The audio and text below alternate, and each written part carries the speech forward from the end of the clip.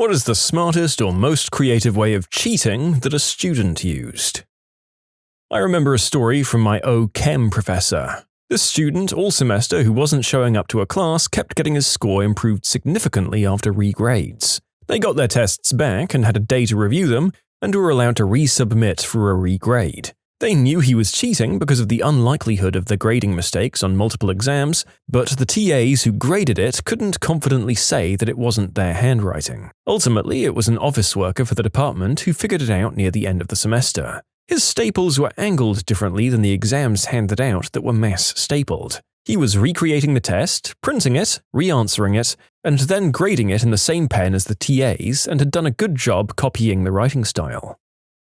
Not sure if this would work anymore, but if I had a paper to write on a book I didn't read, I'd find a well-written paper online, then translate the entire thing from English to German, German to French, French to Spanish, then Spanish back to English. Pull the original paper and the new one up side by side and clean up the grammar on the new paper, and you've got the same concept, just written different enough to not be plagiarism. Worked like a charm back then. My teacher shared with us a story about how since she allowed eating during her tests, one person pulled out a giant bag of M&Ms and ate a specific color corresponding to A, B, C, or D. It was a two-student duo and they only got caught when another student ratted them out. I was supervising a final chemistry exam along with another coworker. Not 15 minutes in, a hand slams down on a desk and I turn around expecting the worst, only to see my coworker angrily shouting at a pair of really frightened 10th graders whose desk he'd smashed. Amidst the shouting, I caught the words Morse code. The guy proceeded to take them to the office. I called a hallway supervisor to take over and ran after the group. Apparently, the kids were silently tapping their fingers amongst themselves in Morse code. Not even with their fingernails, just their fingertips. I never heard a thing. My coworker happened to catch B in Morse code or something. I honestly thought he went crazy solely because of his appearance. Picture Robin Williams in Jumanji going, "What year is it?" I'm 100% sure that if this coworker weren't in the room, they'd have gotten away with it for sure. In elementary school, we had to write a paragraph each week featuring all the vocabulary words included in that unit. One clever kid wrote something along these lines. One day, Brian had to write a paragraph for English class. He sat down, picked up a pen, and used these words in it, and he proceeded to list out all the words. The teacher only let it go once because she had never seen that happen until then. In a lot of my college courses, I wasn't allowed to use anything higher than a TI-84. So I took the guts out of my TI-89 and swapped it into my TI-84. I never got caught. I'm amazed that apparently different calculators of very different capacity can use an identical chassis right down to the keyboard. Or at least that's what this answer implies. Crazy. We had one teacher, probably 2005-ish, who barely spoke English. A couple of the guys would just take an article, swap the first and last halves of each sentence and hand it in. Because he spoke the most broken English, he was Chinese, he wasn't able to distinguish it from proper English. This is before the anti-plagiarism tools we have today. I have a rare case of a teacher who hacked the system, if that's applicable. So the teacher, let's call him Mr. A, had a reputation for being a phenomenal teacher who had every student engaged and invested in his class, no matter how mundane the subject. Anytime he asked a question, every student's hand would shoot in the air, with them shouting things like, "Call on me," or "I know the answer." Simply, Mr. A developed a reputation in the district as one of its best teachers. Fast forward a couple of years and I was grabbing a coffee with Mr. A, and I asked him, "What's your trick? How did you get every student bought in?" His response was, "Well, I told the kids every time we had a visitor in class, I need you all to raise your hand like I'm giving away free candy. But if you don't know the answer, raise your left hand. If you do know it, raise your right hand. That way I know who to call on and we all look good." It worked like a charm. One of my old teachers told us a story about a student who had rigged up a tiny scroll of paper in a wristwatch with notes written on it. He turned the scroll by winding the watch. He ended up getting caught because he was winding his watch so aggressively during the exam, but the teacher loved the creativity. In high school, I was in a computer-based learning program and our science tests were taken digitally. They used a program where once you entered the test, your entire screen was locked into the test, and the only way to exit it was to click the Finish button on the test or turn off your computer, which effectively did the same thing. Another feature of the program was that once you were in the test, anything you had in your clipboard, like copied text, was not able to be pasted onto the answer sections on the test to prevent the only other way to cheat.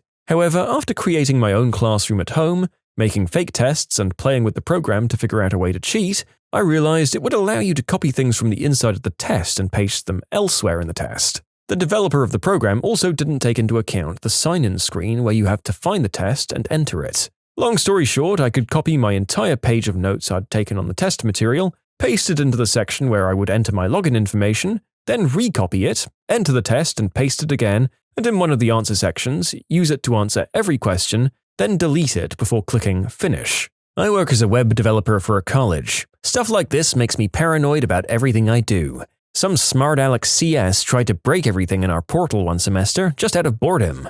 Best student worker I've ever had.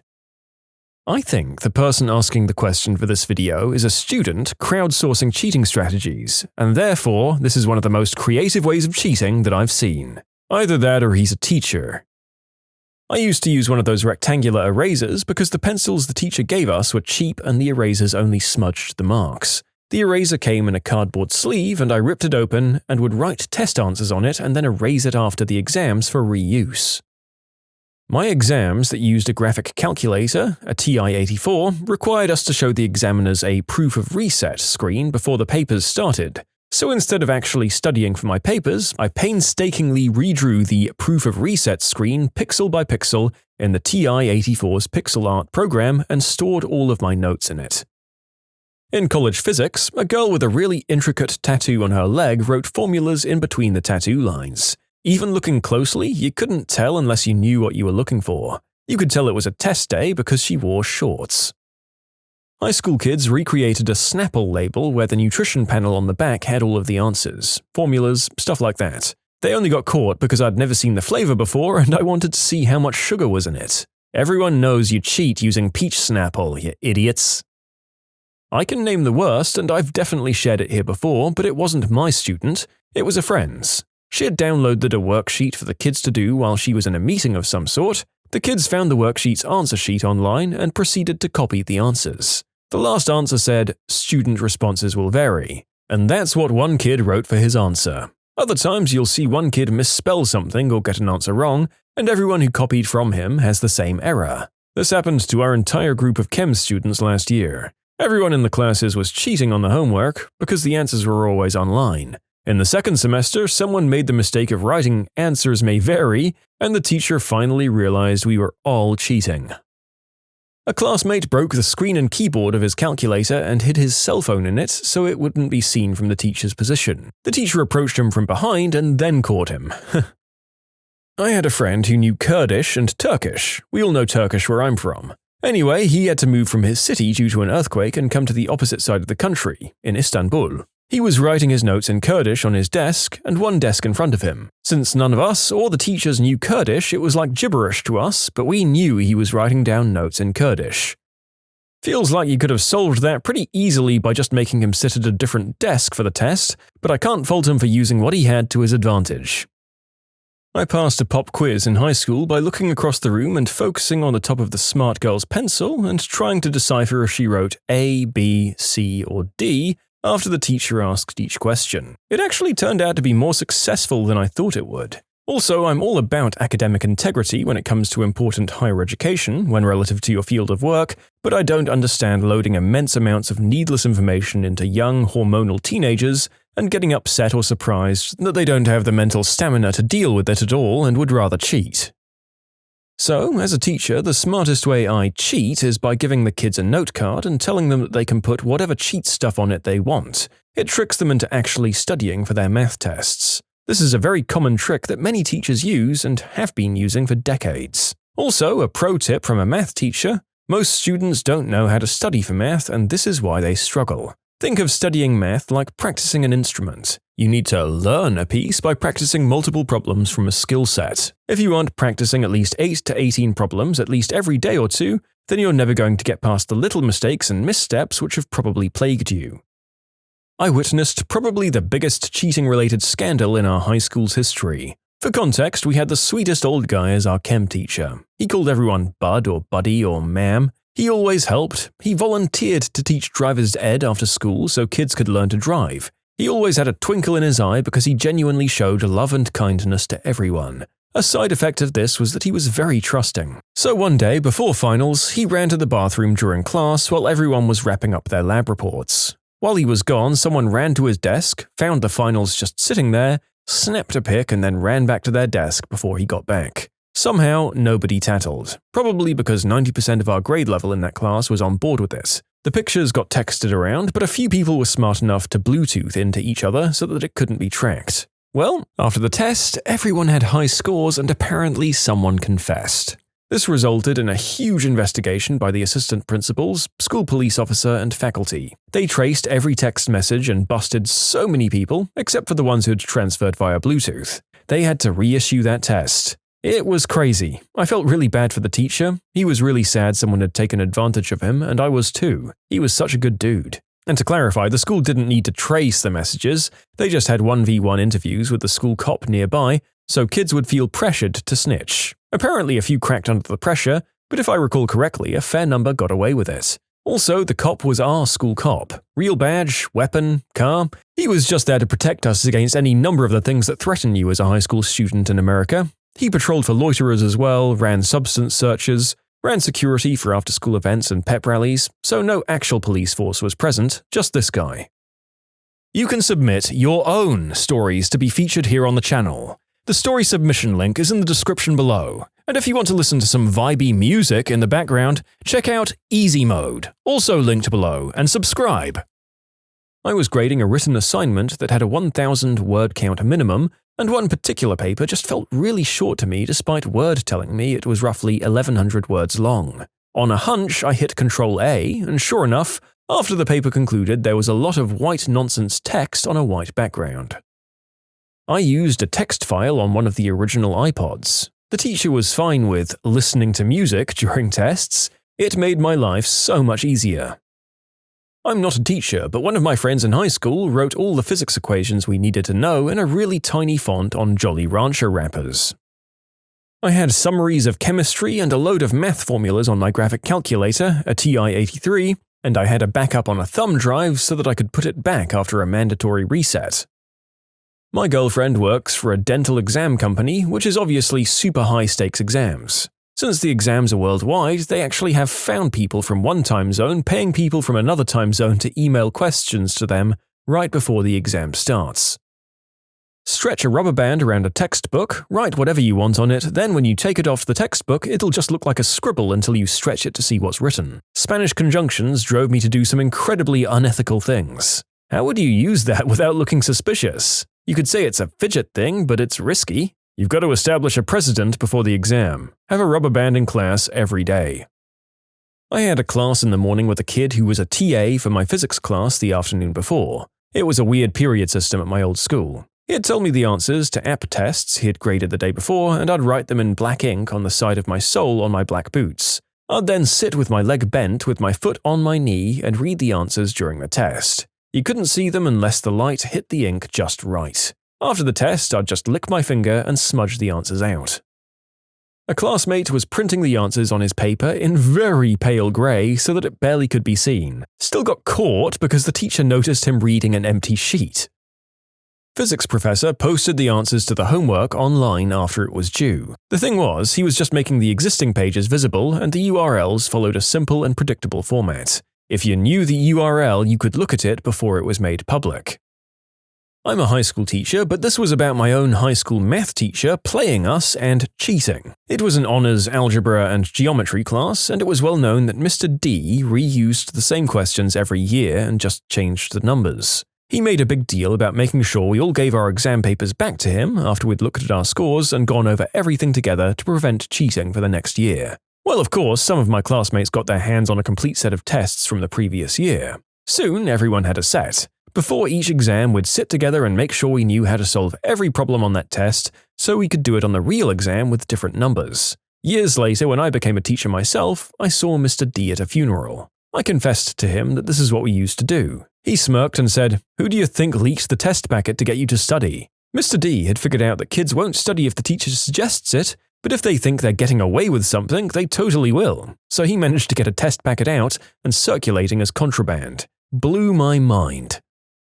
Writing down math formulas and putting them in the instructions insert of the calculator. Most recently, kids will put the answers on their smartwatches. It's to the point where I make all students remove their watches and place them on the classroom counter before the test starts.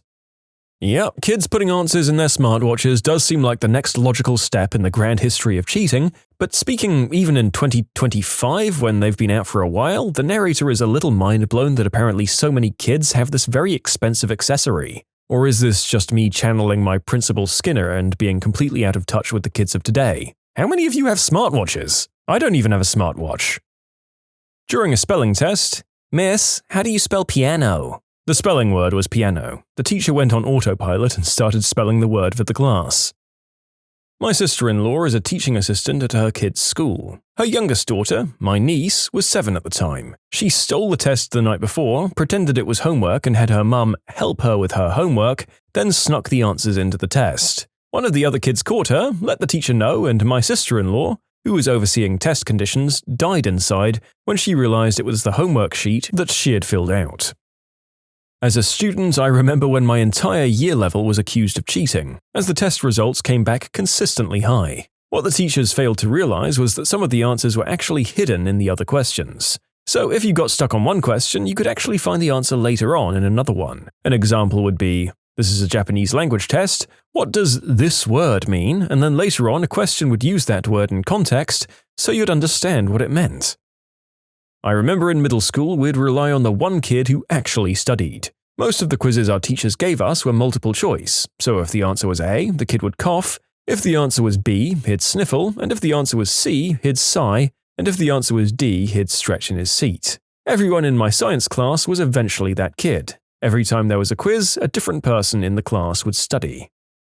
I used my programmable calculator to write a program for every possible math or physics question that gave me every step of the problem-solving sequence along the way. They always said, "Show your work." When I was in high school, I bought a pen with a window in it. There was a logo and text on the inside of this window, and each time you clicked the pen, the message inside would flick over to something else. I took it apart and was able to tape paper over this spinning tube and fit things that I would need to help me on some quizzes and tests.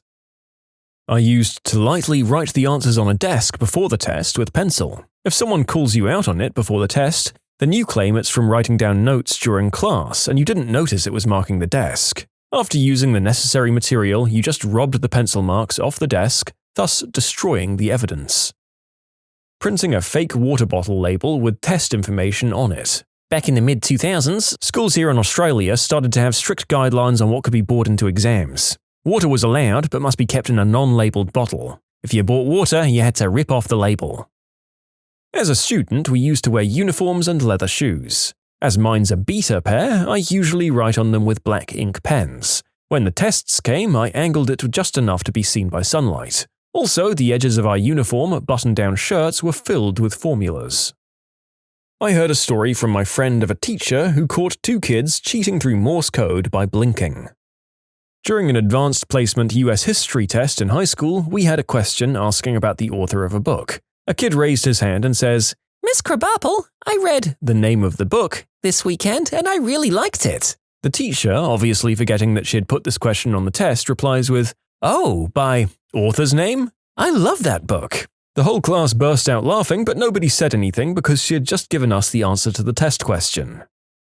Here are the methods that I used back in the day. I wrote formulas on those pens that had roll-out calendars. I almost got caught when I accidentally lost my grip and the calendar rolled back in the pen in such a loud way that my classmates looked at me. I also wrote formulas on my clothes and body, the hem of my shirt, and the part of my legs that gets covered by a sock. I put a couple of chapters on the notebook app in my old BlackBerry. I did this by hand, which involved me copying straight from the book to my phone. I put answers in the song lyrics on my iPod, but I didn't do this frequently. I forget why. It was either because my school cracked down on technology, like phones, iPods, or laptops, or that I just had a hard time scrolling with ClickWheel. We'd straight up swap papers. I think I only did it during trigonometry, because during exams we were arranged alphabetically, and I was seated next to this dude who was really good at math. I was afraid of doing this, but the fact that we were so close to each other made it less scary, so I did it. The only time I got caught was when this new teacher noticed that I kept taking out my handkerchief, which had a 1x1 piece of paper that had some formulas. In hindsight, if I'd pulled a bit of sleight of hand, I would have never been caught. The funny thing is, the year before, I cheated on a test with 2 letter-sized papers. I've not tried this method yet, and I don't think anyone here did, but there's a certain level of hertz in sound that only people below a certain age can hear. There are devices that play that kind of sound, so if the teacher is old, he or she won't hear the sound. Using that, the students can communicate with Morse code and such. I thought about this, and it's not very practical or useful, but it's very creative, so I thought about sharing my idea. One time, my class straight up asked the teacher for the answer to the first multiple choice, and she jokingly said, "Oh, I don't know, C," and then come test time we informed her that she actually gave us the right answer. Music students using music sheets as answer sheets for other students. The notes equal the same as the answers for the Scranton tests. One guy photocopied an article out of National Geographic, complete with the magazine headings and page numbers, and turned it in as his own work. Oh no, wait, that was the dumbest. Medical professionals. What was a time where a patient ignored you and almost died because of it? My dad worked for a company that was based in northern USA. The owner was Canadian and had a cabin up in Canada. He was visiting the cabin a few summers back. He had some medical issues happen and went to the hospital. They said something was wrong with his heart and he needed surgery. He called my dad because he knew my sister was a doctor and wanted a second opinion. They scheduled the surgery in Canada for a few months out. My dad called my sister, and my sister said in the USA they would never let anyone leave the hospital with his condition and he would be in surgery that night. She said he needs surgery now. Well, he left the hospital and a few days later, he was dead. It was a sad I told you so.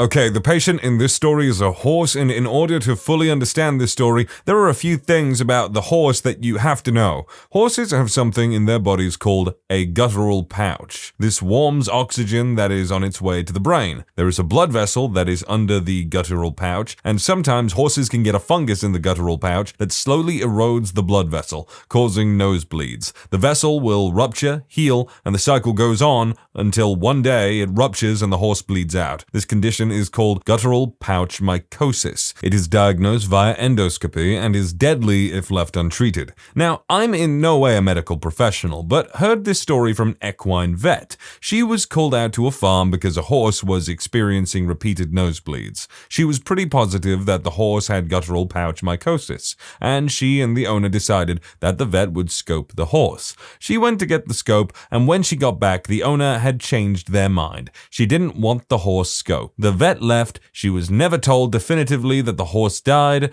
but the next time she went to the farm, that horse was nowhere to be seen. Aw man, horses are like my second favorite animal that I regularly see. Equine creatures are just cool, but then again, I just got back from the safari park and I'm kind of vibing with sea lions right now. Sea lions are dope.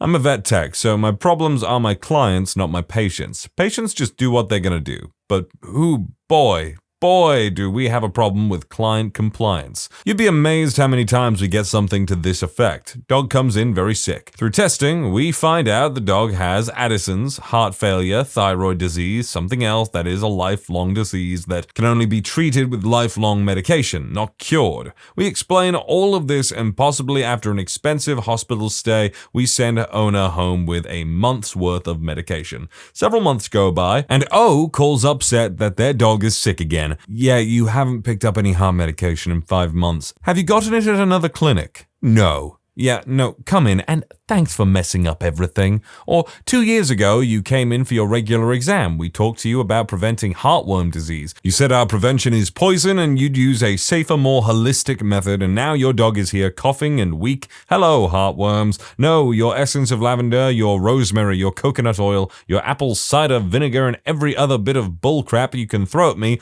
doesn't kill heartworms. Your dog isn't a raw chicken. Stop marinating him, for God's sake. Also, gotta love the very classic, I gave him his antibiotics, pain meds and steroids for 2 days and he got better, so I stopped. Now he's worse again, and I cannot stress enough the importance of restricting activity after your pet has surgery. Yes, she feels good, enough to run around the yard maybe. That's because she's on pain medication. That does not change the fact that we just removed multiple organs out of her belly hours ago. And now you're bringing her in with her intestines swinging in the breeze and blood everywhere. Thanks for nothing, dumb but just do what we tell you. I swear to God, so many lives and a bunch of heartache and money could be saved if people just did what we tell them to do. You're paying us money for our opinion. You're taking the time out of your day to come sit down and talk with us, all just to go, well, yeah, but I read this on Google, or, well, my dog is too smart to do something like that. I know my dog better than you. It's baffling.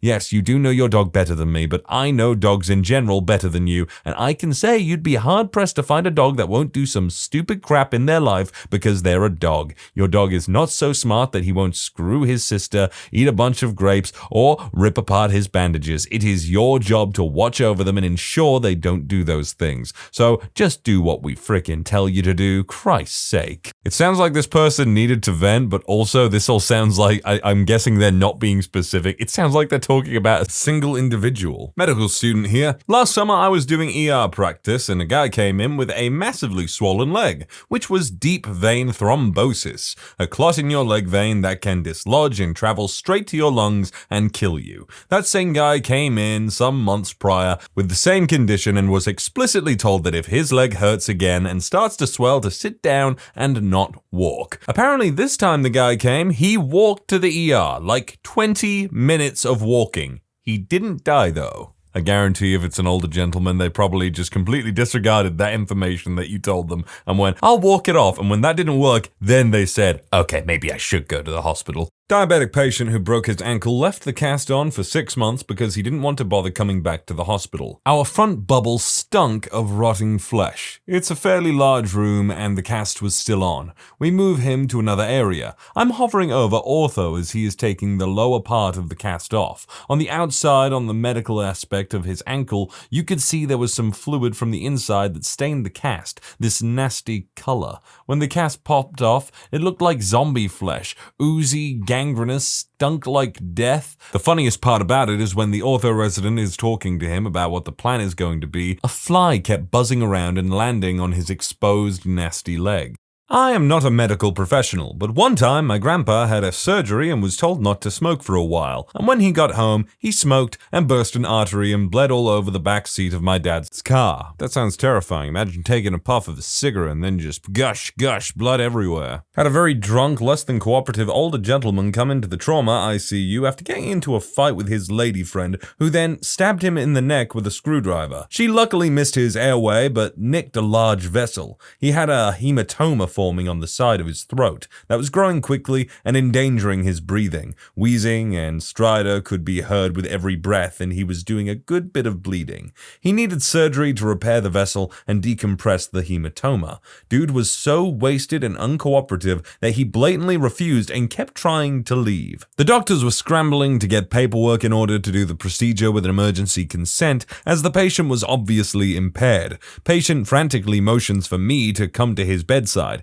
He's coughing and sputtering. I look him straight in the eyes after assessing to make sure he was still maintaining good oxygen saturation and say, "You can't breathe." He nods frantically. "Well, that's a shame because you sent away the surgeon that was gonna fix that. You want me to go get him?" More frantic nods. "You gonna let him do the surgery and fix your throat this time?" Continued frantic nods. I call over my shoulder to the now group of OR personnel discussing the logistics of keeping the operation legal. He consents. They jump and literally run with his butt to surgery. Fixed him up. He spent a couple days on a breathing machine just to prevent his throat from swelling closed post-op. If we would have let him walk out, he would have suffocated in the car park. I have not been in the medical field for long, 6 months at most, but have seen many people who come in for rehab after having a heart attack who ignore their fluid restriction. I've seen this turn into a fatal situation 3 times already. Drinking water to death, who would have thunk it? And that is where the saying everything in moderation comes from. Because yes, you can in fact drown yourself to death internally by drinking too much water, apparently. And no, don't worry, it would have to be just an insane amount of water, like, I don't know, 50 liters or something. Every opiate addict that refuses to go to the hospital after you give them naloxone to reverse their overdose. They regain consciousness and refuse transport, and we explain that the naloxone will wear off and they will be right where they started. They still refuse care, care. We get back in the rig, drive around the block, and wait for 911 to be called again. My own experience with doctors is that, because I hate every medical procedure, I just tell them that no painkillers, nothing. Dentists always start drilling and pulling right away. My tongue needed surgery, so they just cut it, and I took no painkillers. They told me that I might be the easiest patient ever. No need for painkillers, just do what you gotta do and we can get out fast. Actually, I have a minor, nowhere near death one myself.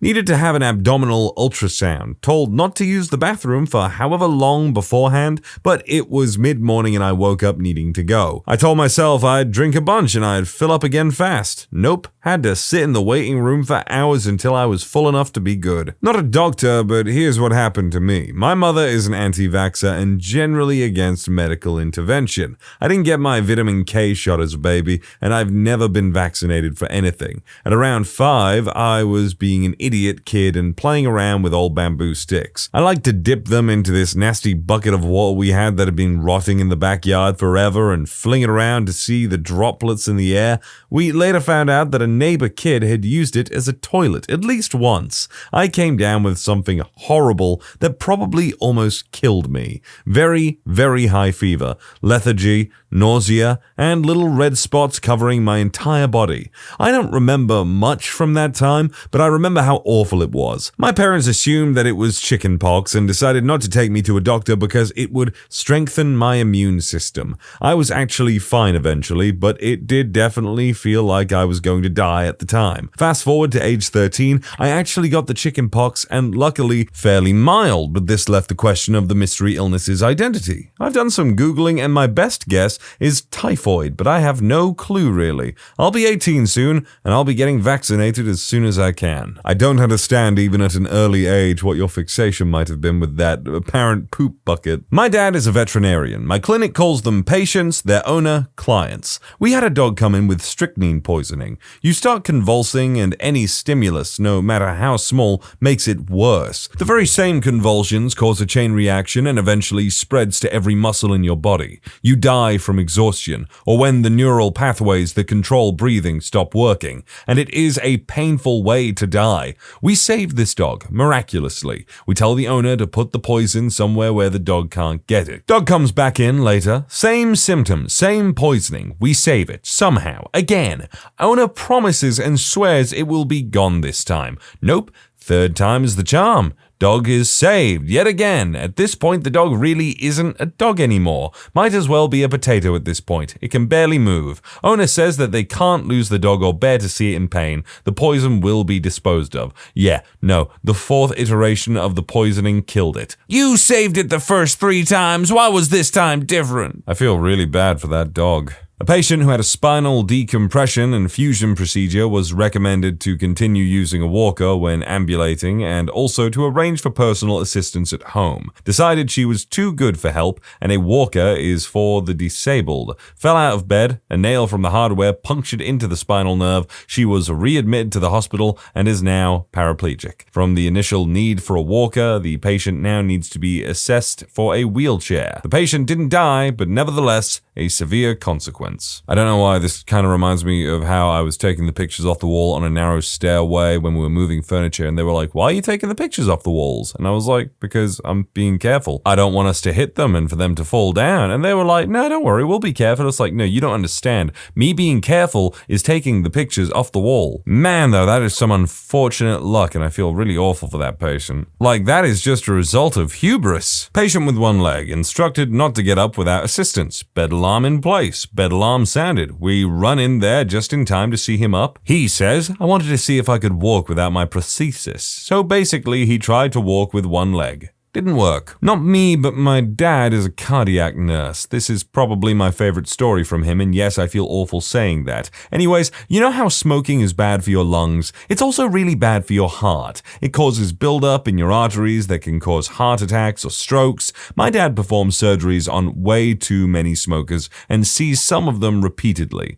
My dad, the other nurses, and every doctor will tell them they will be back if they don't quit smoking. But, of course, they don't. Now, for the part that that is actually why it's my favorite. My dad is obese and has never denied it. One time, while having the stop smoking talk with a patient, he got super offended and told my dad that being obese was bad for his heart and blah blah. My dad's response: I can lose weight. You can't lose stupid. Guy got stabbed in the arm with a knife, refused a tetanus shot, came back with full-blown tetanus, arching his back, clenching his jaw, straight to the ICU. Had a patient who had just gotten a below-knee amputation. We gave him the prosthesis shortly after surgery, as soon as surgeons signed off, and told him several times to take it easy. He was very excited and we knew he was not going to listen. To stress the issue, we had the owner of the company and several co-workers who are also amputees talk to the patient. Being a new amputee, the limb goes through a lot of changes and is still healing.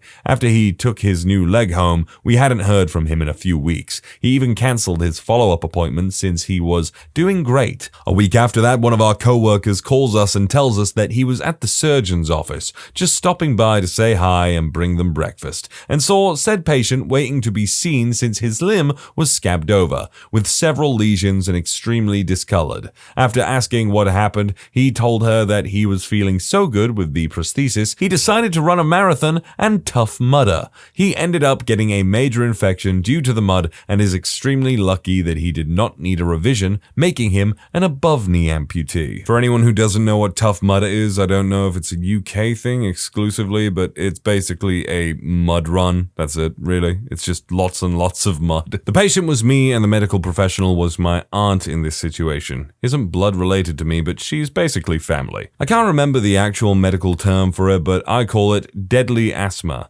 This happened last year, which makes it the second time I've had it. First time I had to go to the ER at Boston Children's because no one could figure out what was wrong with me and I was getting increasingly worse. Basically, the symptoms are close to the symptoms of walking pneumonia.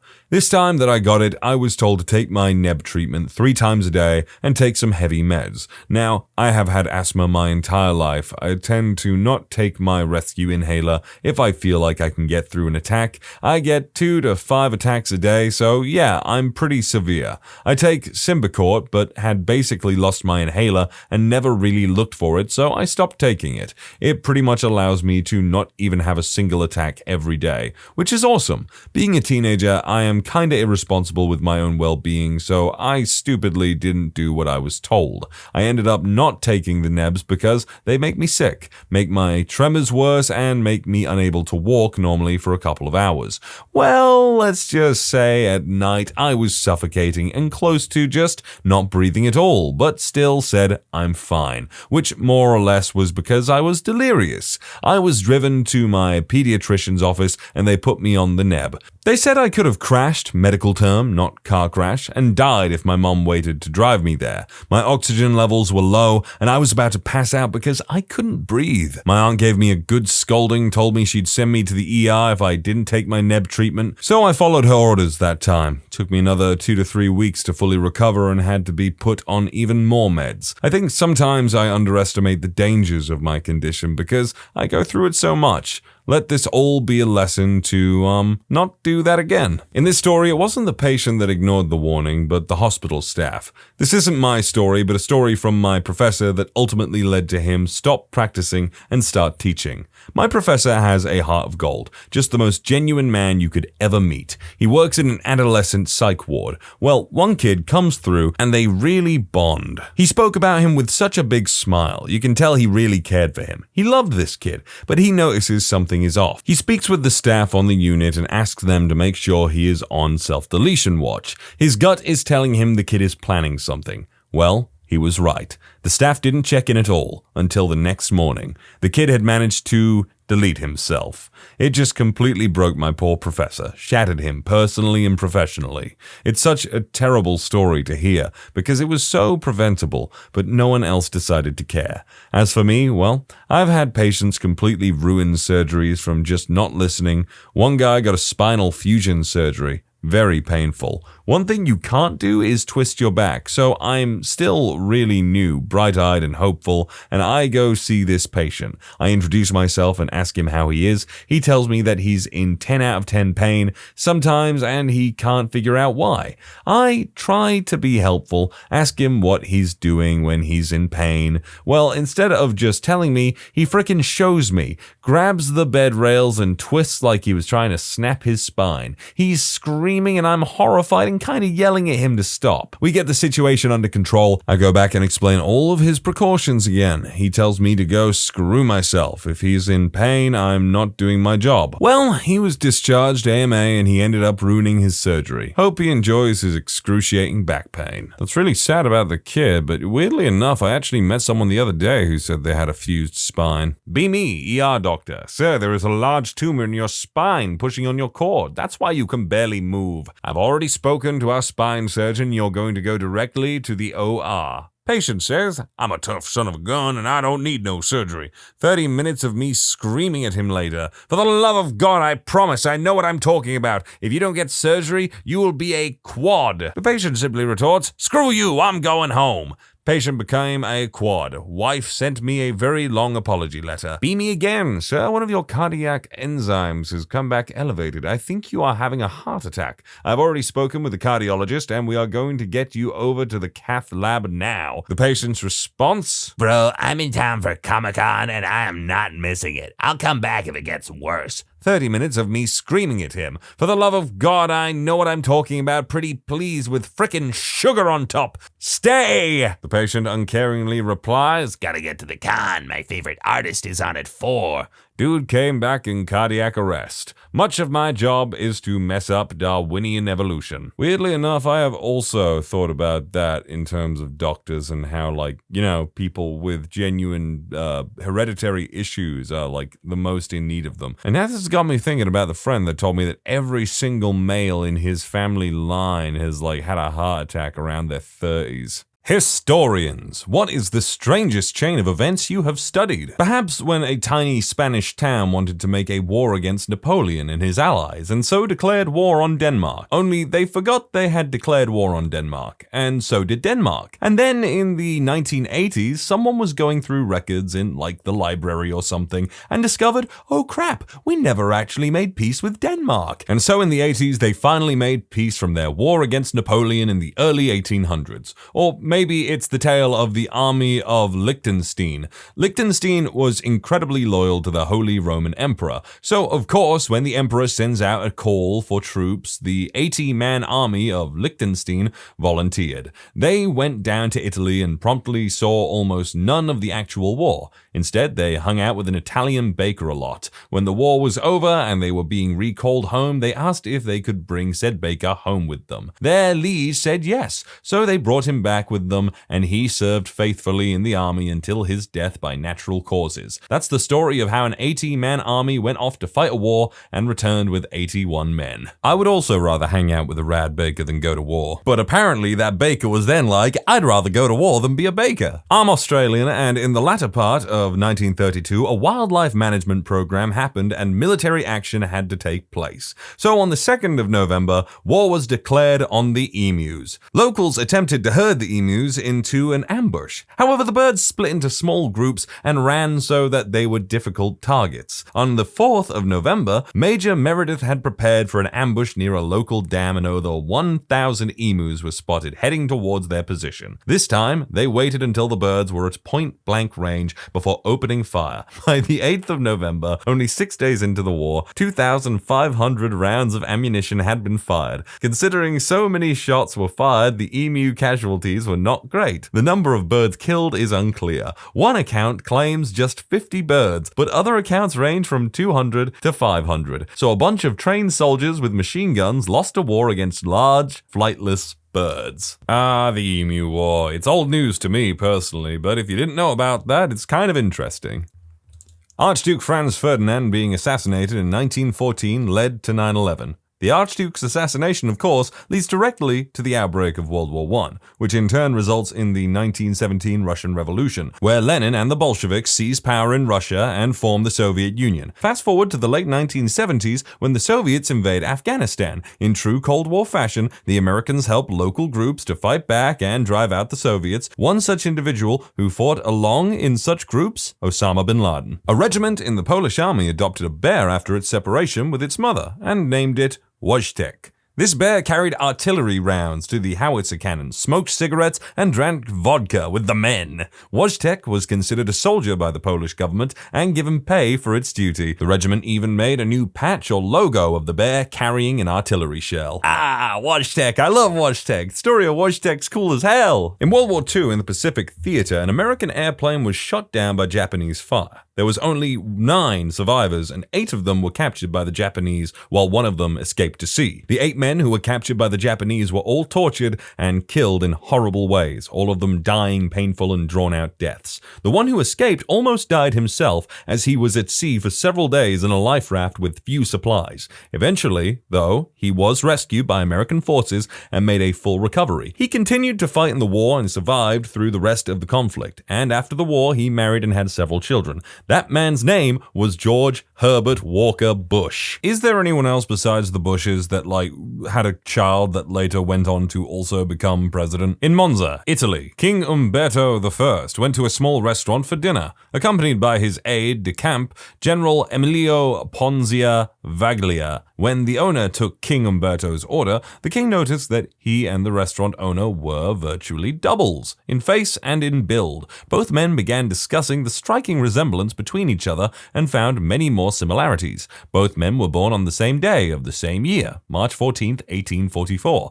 Both men had been born in the same town. Both men married a woman with the same name, Margherita. The restaurateur opened his restaurant on the same day that King Umberto was crowned King of Italy, and on the 29th of July, 1900, King Umberto was informed that the restaurateur had died that day in a mysterious shooting accident, and as he expressed his regret, he was then assassinated by an anarchist in the crowd. What the actual hell? Is this like a Fear and Hunger friggin' mimic or something like that? Doppelganger? And yes, for those of you who know, I've got into the video games Fear and Hunger, and they are super good. I'm playing Terminus as we speak. But anyway, that is too many coincidences. I need to look this up. World War I, more accurately, the descent into it. After the assassination of Archduke Ferdinand, there were several attempts by ambassadors and diplomats to make peace, but obviously all failed. Starting with the assassination itself that occurred after several failed attempts earlier in the day, Gavrilo Princip's encounter with the Archduke only happens because the driver of the Archduke's vehicle takes a wrong turn onto the street where Princip is sitting outside a diner. Days after, a meeting between the ambassador from Austria-Hungary and from Russia to Serbia, intended to draft an agreement to prevent or limit military action,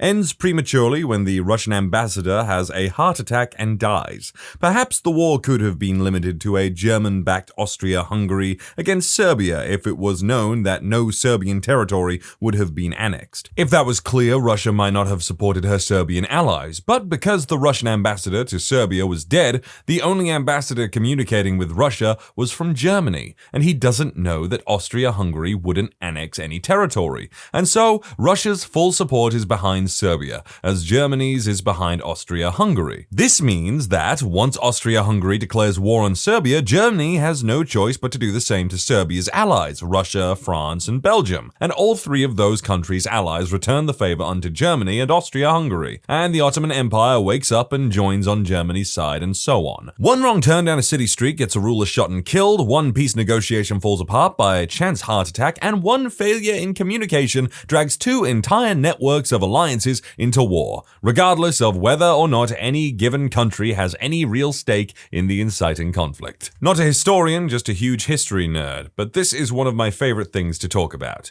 Let me tell you about the William D. Porter, a warship commissioned in 1943. It was mainly known for being the biggest dumpster fire in the history of oceanic warfare. Originally, it met up with the battleship Iowa, which carried FDR, who was going to Iran and Cairo for a summit between Allied leadership. The Porter's job was to escort the Iowa and ensure that no attack would befall on the president. When leaving port in Norfolk, someone didn't raise the anchor up all the way, which tore off a neighboring ship's railing and lifeboat mounts. The next day, a live depth charge went overboard and exploded, freaking out everyone aboard the Iowa. 2 days later, FDR wanted to see how well the Iowa can defend itself against planes, so the Iowa released a number of balloons to shoot at. Some drifted into the space of the Porter and, in a quest of redemption, shot the balloons down with no issue, after which all of the escort ships decided to do a drill with their torpedoes. The Porter tested, but somewhere launched a live torpedo straight towards the Iowa. The Porter then tried to tell the Iowa, "We may have shot a frickin' torpedo at you, move." But the whole escort commanded radio silence, so they tried using a signal lamp. But the operator told them that the Porter was just backing up, so rather than being held for high treason via incompetence, they broke radio silence and disaster was averted. It was at that point the Iowa told the Porter and its crew to F off back home. Eventually, the crew faced an inquiry over the incident and then were exiled to the Aleutian Islands, where everything went relatively well until a crew member came back to the ship, drunk off his butt, and wanted to play with the guns. The shot landed in the base commander's front lawn while hosting a party for other officers and their wives. Their tale ends during the Battle of Okinawa, where they were tasked with keeping kamikazes away from the bigger ships. One kamikaze plane darted straight towards the Porter and was shot down before the plane had reached the ship. Unfortunately, the plane was moving so quickly, when it hit the water, it carried just enough to the bottom of the Porter, detonated with enough force to take it out of the water and sink. It may not be weird, but my god, it's hilarious. I'm no historian, but my dad is. He made me watch a documentary about the Revolutionary War and the events that led to it for summer homework. Apparently, a younger officer was friends with a native chief called Half King, who was part of a tribe alliance allied with the British. The young officer and Half King were traveling through land as they walked into a group of Frenchies. Half King, eager to show his strength to the Brits, killed them all, but the Frenchies turned out to be an ambassador and/or dignitary. They knew that this would not go unanswered, so they built a small fort, but could not build the defenses enough, so they were overtaken by the French. The French made the young officer sign the treaty on behalf of England, which was problematic because he struggled with French. He signed it, and the French waved it in England's face because it disgraced them. They couldn't let this go unanswered, so they had a war. The French and Indian War, which put the colonies in debt and thus increased taxes, which led to the revolution. The craziest thing that caught me by surprise was that the young British officer in the beginning was George frickin' Washington. So the general who ended the American Revolution was the same guy who made the mess. I guess if you start something, you probably should finish it. Okay, this guy blames George Washington, but is no one over here looking at Half King covered in blood and frog's legs and the little ponytails that I think the French used to wear in the 1800s? I don't know. I'm just going off of what I saw in The Duelists, which is a really good movie. Go watch that film. It's Ridley Scott's directorial debut. Smuggler's arm shark incident. In the 1930s, a large tiger shark was caught in Sydney and put into a public aquarium at Coogee Beach. The shark gets sick and a few days later vomits up a human arm while people are watching. The arm has a tattoo that the police are able to identify as a local gangster who is missing. The police track down his associates and get a confession and solve the case. Does anyone else remember that cartoon, Kenny the Shark? In 1949, the brand new U.S. Air Force orders the design and building of a supersonic jet bomber to be able to outspeed and outmaneuver Soviet air defenses and fighters. Okay, that's doable. Just one problem. The plane will be cruising supersonically between altitudes of 50,000 and 70,000 feet. If a person was to eject with a normal ejection seat and parachute, there's no oxygen and the air temperature is a balmy minus 70 degrees Fahrenheit, which is why jets are pressurized. The pilots and crew would promptly die by a combination of oxygen starvation and freezing. So the manufacturer comes up with a set of individual escape capsules for the crew with an integrated oxygen and pressurization system. Great! Except no one has ever done escape capsules on a US aircraft before. It has to be tested on something else before a human goes for a ride. Something else being alive at the time of the test and remaining so for the duration. Pilots have strict physical standards, and the US Air Force actually had a chimp colony for use in research and testing.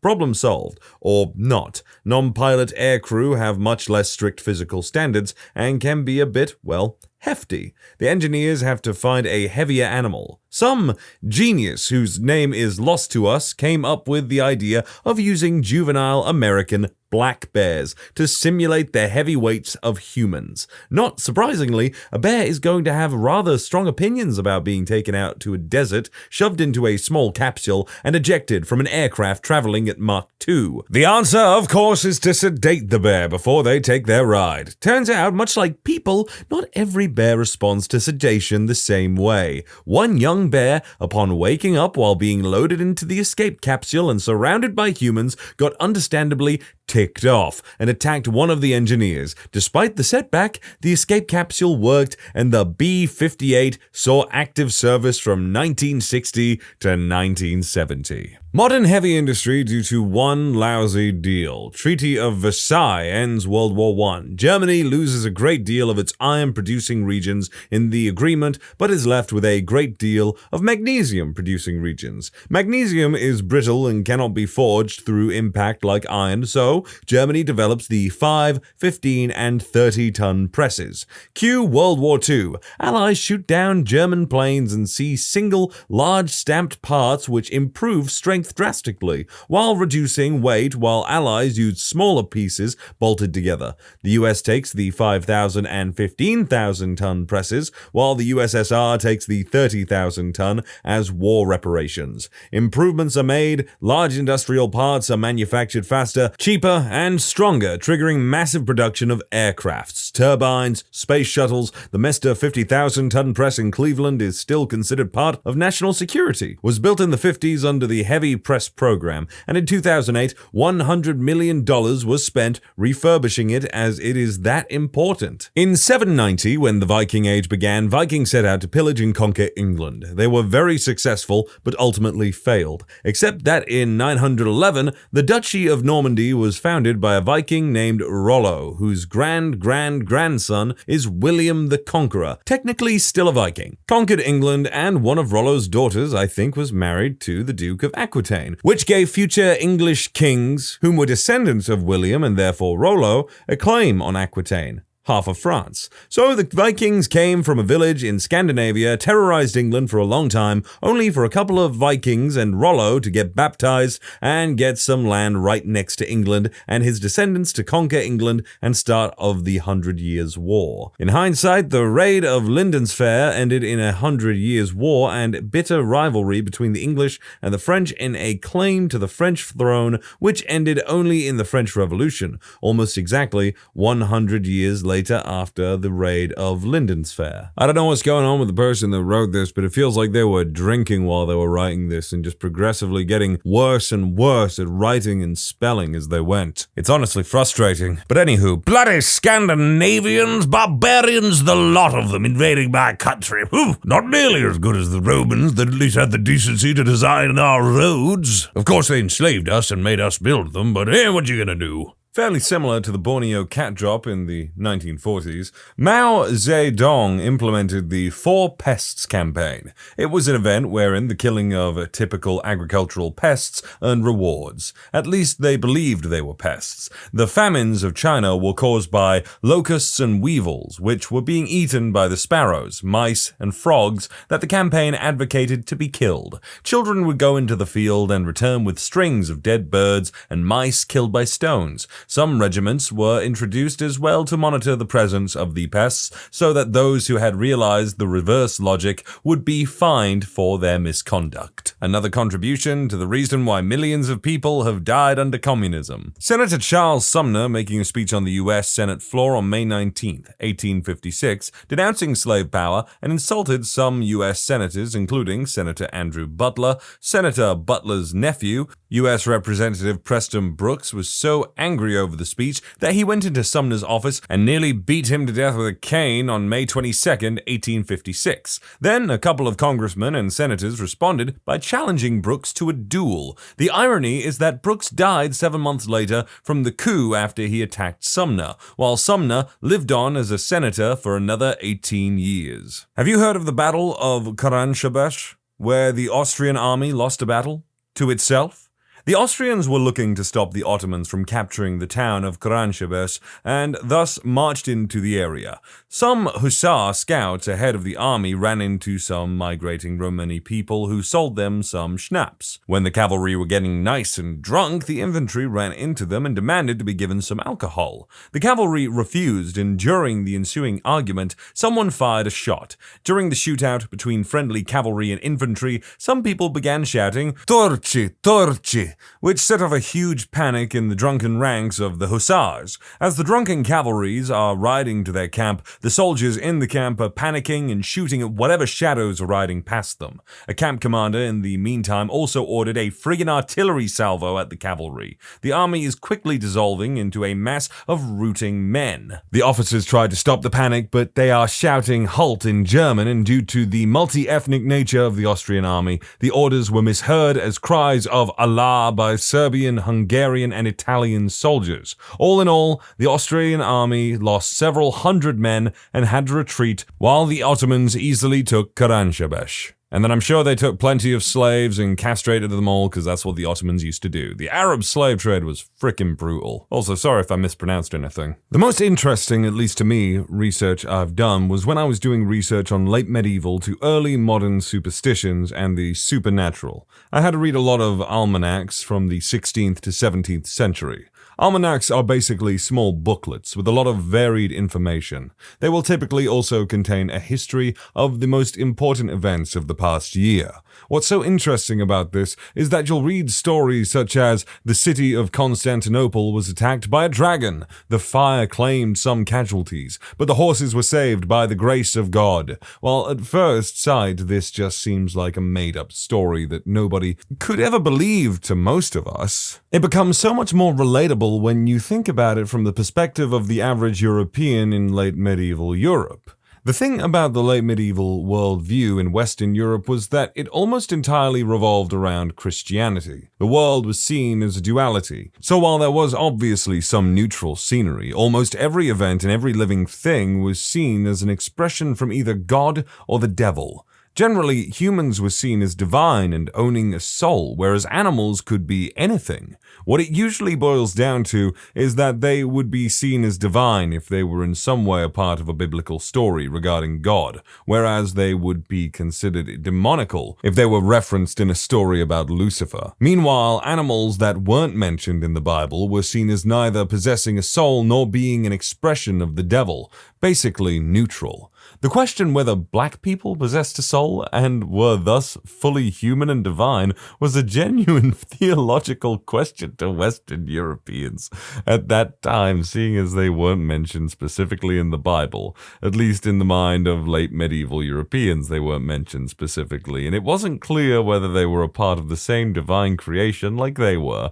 So, in this case specifically, a dragon, which referenced the biblical snake, was the manifestation of the devil, while the horses surviving was the manifestation of God. What struck me the most about this is that so many things about medieval times are so completely foreign to us until you try to think about it from their worldview, when your world isn't understood through our current scientific interpretations, but instead is completely doused in this duality. Stories like these become so much more believable and relatable. What? Ex-homeless people. Where did you go during the day? The library, brah, that's a no-brainer. Communication, opportunity, education, and entertainment, all available there for free. That is an excellent suggestion. I always just thought if I went homeless, I'd maintain my gym membership, use the showering facilities, apply for jobs, get really, really into exercising, attempt to completely dominate any local bum fights. Never actually been homeless, which is good, but probably the closest was in August when I drifted around for work on a bike. Had a book bag with mostly clothing, as well as a sheet, a canteen, and a salt container, because salt is pretty useful, and an empty flask. On the handle was a container with food, water, and some utensils. Across the handlebar was a loosely tied walking stick for protection. In case I needed to, I could stay somewhere like the local church. However, I managed to get home by dark, so all was good. I will say the water fountain factory wasn't easy since I had to keep refilling it, and then once my bike fell with my container and the gallon jug of water broke. If I actually had to, I could squat in the woods, but that is illegal, so I rather wouldn't want to. Plus, with all the bugs and snakes around, I would need to make a raised shelter and have screening. I had some that fit around my head and fit under my hat pretty good too. Hopefully, you don't have to be homeless. Well, unless you want to, but then you have issues like food, water, dry place to sleep, animals, hunters, people attacking you, etc. Daytime, just be a regular person. Go to work, walk around the city, chill on your laptop at McDonald's or Wendy's with free Wi-Fi, libraries, parks, chill with friends. At night, you have to hide and sleep. This was the challenge. I slept in my car a lot, in the employees' parking areas of 24-hour stores. Less foot traffic and cops expect cars to be there all night. Plus, if you want a midnight snack or bathroom break, the store has them. Gotta love Walmart. Also, I'd sleep on the floor in my office at my university. Research assistant throughout undergrad. Again, free Wi-Fi, outlets, safety, bathrooms, and free water and tea. I volunteered a lot back then, in large part for places to go. I volunteered at a large urban hospital in a couple departments and got a bunch of department-specific waiting room door codes that I'd use to sleep. Wi-Fi, safety, quiet. One of my volunteer gigs was on a hotline. For that one, I got keys to a private bedroom in the hospital with a fully stocked mini-fridge, snack basket, meal cards, free parking, bookshelf, TV, 2 twin beds, and a beautiful view. I had to return the key at the end of every shift, though. Damn, this guy was on the grind, not even for money, but a place to rest his weary little head. I was homeless for about a month earlier this year, lucky enough to have a truck with a bed cap and an old futon mattress in the bed. During the day I worked. I had a decent, easy, minimum wage job working as a lift operator at a local ski hill. Made enough to afford food, gas, and a gym membership. Shout out Anytime Fitness for being open 24 hours and having internet, while still having a little bit at the end of the day. If I wasn't working, I'd be at the gym working out or downloading some podcasts to listen to later. I pursued anything that was cheap, which would pass a good amount of time. I was pretty lucky. I chose to be homeless because the people I was renting a room from were growing increasingly unstable, and I was going to leave my job at the end of the season and move across the country anyways. I was also friends with a really great couple who often insisted I sleep on their couch. Definitely not the worst story you'll hear, but it was my brush with the phenomenon. I'd sleep in my car in the parking lot at my law school because my classes started at 8 a.m. After class, I'd go to work at one of my 3 jobs, 2 of which were bar and restaurant serving jobs, so that's where I'd get my meal for the day. After my night shift, I'd use a friend's guest pass at the gym to shower and get ready for the next day. Then I'd drive back to the school parking lot and knock out in my back seat. I did my makeup in the car in the morning before classes, so I made sure my appearance really never gave away that I was homeless. I did laundry at the laundromat sometimes, but I typically cycled through the same 3 to 4 outfits throughout the week. But yeah, the routine was always the same for the most part. It really depended on the job I was working, the time of year, and the weather. I was pretty steadily employed, but my shifts ranged from early morning to late at night, so my schedule wasn't always predictable. This meant that some days I would be at work, and other days, if it was warm, I'd try to sleep outside in one of the local parks or nature areas. I tried to fit in as much sleep as possible during the daylight hours because it was less cold and infinitely less scary when sleeping outside. It also wasn't really odd to see people napping or lounging about in the parks, so I didn't stand out much. I was in a college town at the time, and the park areas were always full of students in various states of undress and repose. If it was raining or wintry, I would either spend my days trying to stay warm in a cafe somewhere or hiding in a tiny water heater closet in the basement of one particular apartment building. The front door lock was busted. Weirdly enough, the water heater closet also had a sink and toilet in it. That's where I would do most of my cleaning up and grooming. Was homeless at around 17 for a while. Was lucky enough to sleep in a youth hostel at night, but we had to leave around 8 a.m. and return at 9 p.m. It was winter. A few of us homeless teens would hang around the library for the warmth and the computers. We would shoplift, we would beg, not panhandle, but asking random people if they had a spare quid for the bus. And we would buy pizza and share it. Sometimes bottles of cheap cider if we had enough money or were brave enough to steal alcohol from a store. I used to shoplift new underwear and the shirts and socks a lot. I justified it by telling myself that these were multi-million-pound companies who wouldn't miss a skirt or the shirt here and there and a bit of makeup now and again. I never steal now. It was so boring being homeless. That was all there was for us to do, shoplift and drink. We made a big igloo once and got drunk in that. That was pretty fun. We hung around the town every day with nowhere else to go. The museum staff knew us all by name and didn't like us very much, although we didn't do anything wrong there. I spent a lot of my time in the museum, aquarium, reading books if I wasn't drunk. A lot of the teens I lived with had been in and out of foster care all their lives. I was lucky. I was homeless due to being out of control and my parents being unable to cope with me. I don't blame them, to be honest. Undiagnosed ADHD and ODD can cause somebody to become extremely rebellious and often addicted to illegal substances. I'm a lot better now and my relationship with my family is amazing. Good for you. Get bus tokens from shelter, eat breakfast, then to the transit authority to attempt exchanging bus tokens for cash by asking to buy people's light rail tickets and getting the dollar they were going to use. We just hop the train anyway. Apply at jobs, interview if I had one, library for online applications and reading, escapism, get lunch with the money collected from bus tokens, probably meet up with the homeless people I knew to see if anything exciting happened to them, or go back to the shelter for dinner. Hop train to downtown, there are pianos scattered throughout the downtown, none in tune really, but well decorated. Some kind of art thing from the university, play piano for money, go back to the shelter to see if there's enough beds. We went on sort of a GBP system. If there was overflow, girls get priority. If you're sleeping outside, see if you can get a blanket and go to hidden spots we mapped out where there are no lawn sprinkler alarm clocks. Back in summer of 2009, my family and I got evicted from our ranch property. We took a couple of our dogs with us,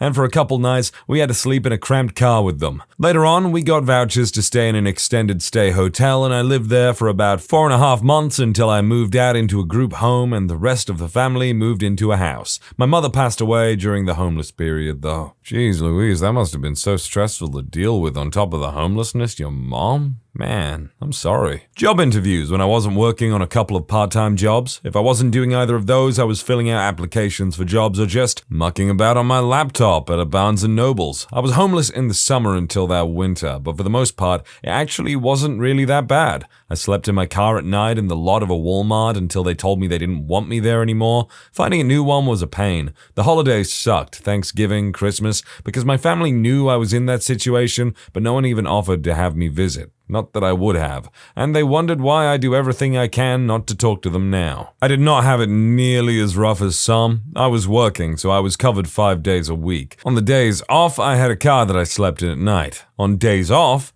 I suppose I looked for a place to live or found some friends and hung out. It was a long time ago. I was a homeless teen at age 14 when my mom kicked me out of the house for a trivial disagreement. She was a loony at the time. I had no friends I could count on at the time because it was busy and didn't want to bother them. I thought I would get to come back home after a day or so. Days became weeks, then months. It wasn't until my brother, who saw me underneath a freeway overpass, hunkered down with a Mexican family as he drove by, stopped to take me into his place. So my day started out with just walking towards downtown. I was about 15 miles away and had a good general sense of direction. The churches would offer shelter, and there was some good Samaritan houses that offer teens shelter with a stipulation of having to listen to sermons every day and study the Bible. I got tired of that real fast and left those as quickly as I came. You couldn't stay within downtown unless you were near the homeless shelter. There was also an unlawful homeless tent city on an abandoned lot nearby where families would set up. But you had to get out quickly if the cops or ICE showed up. I went to an inner-city school. None of them knew I was homeless. I kept to myself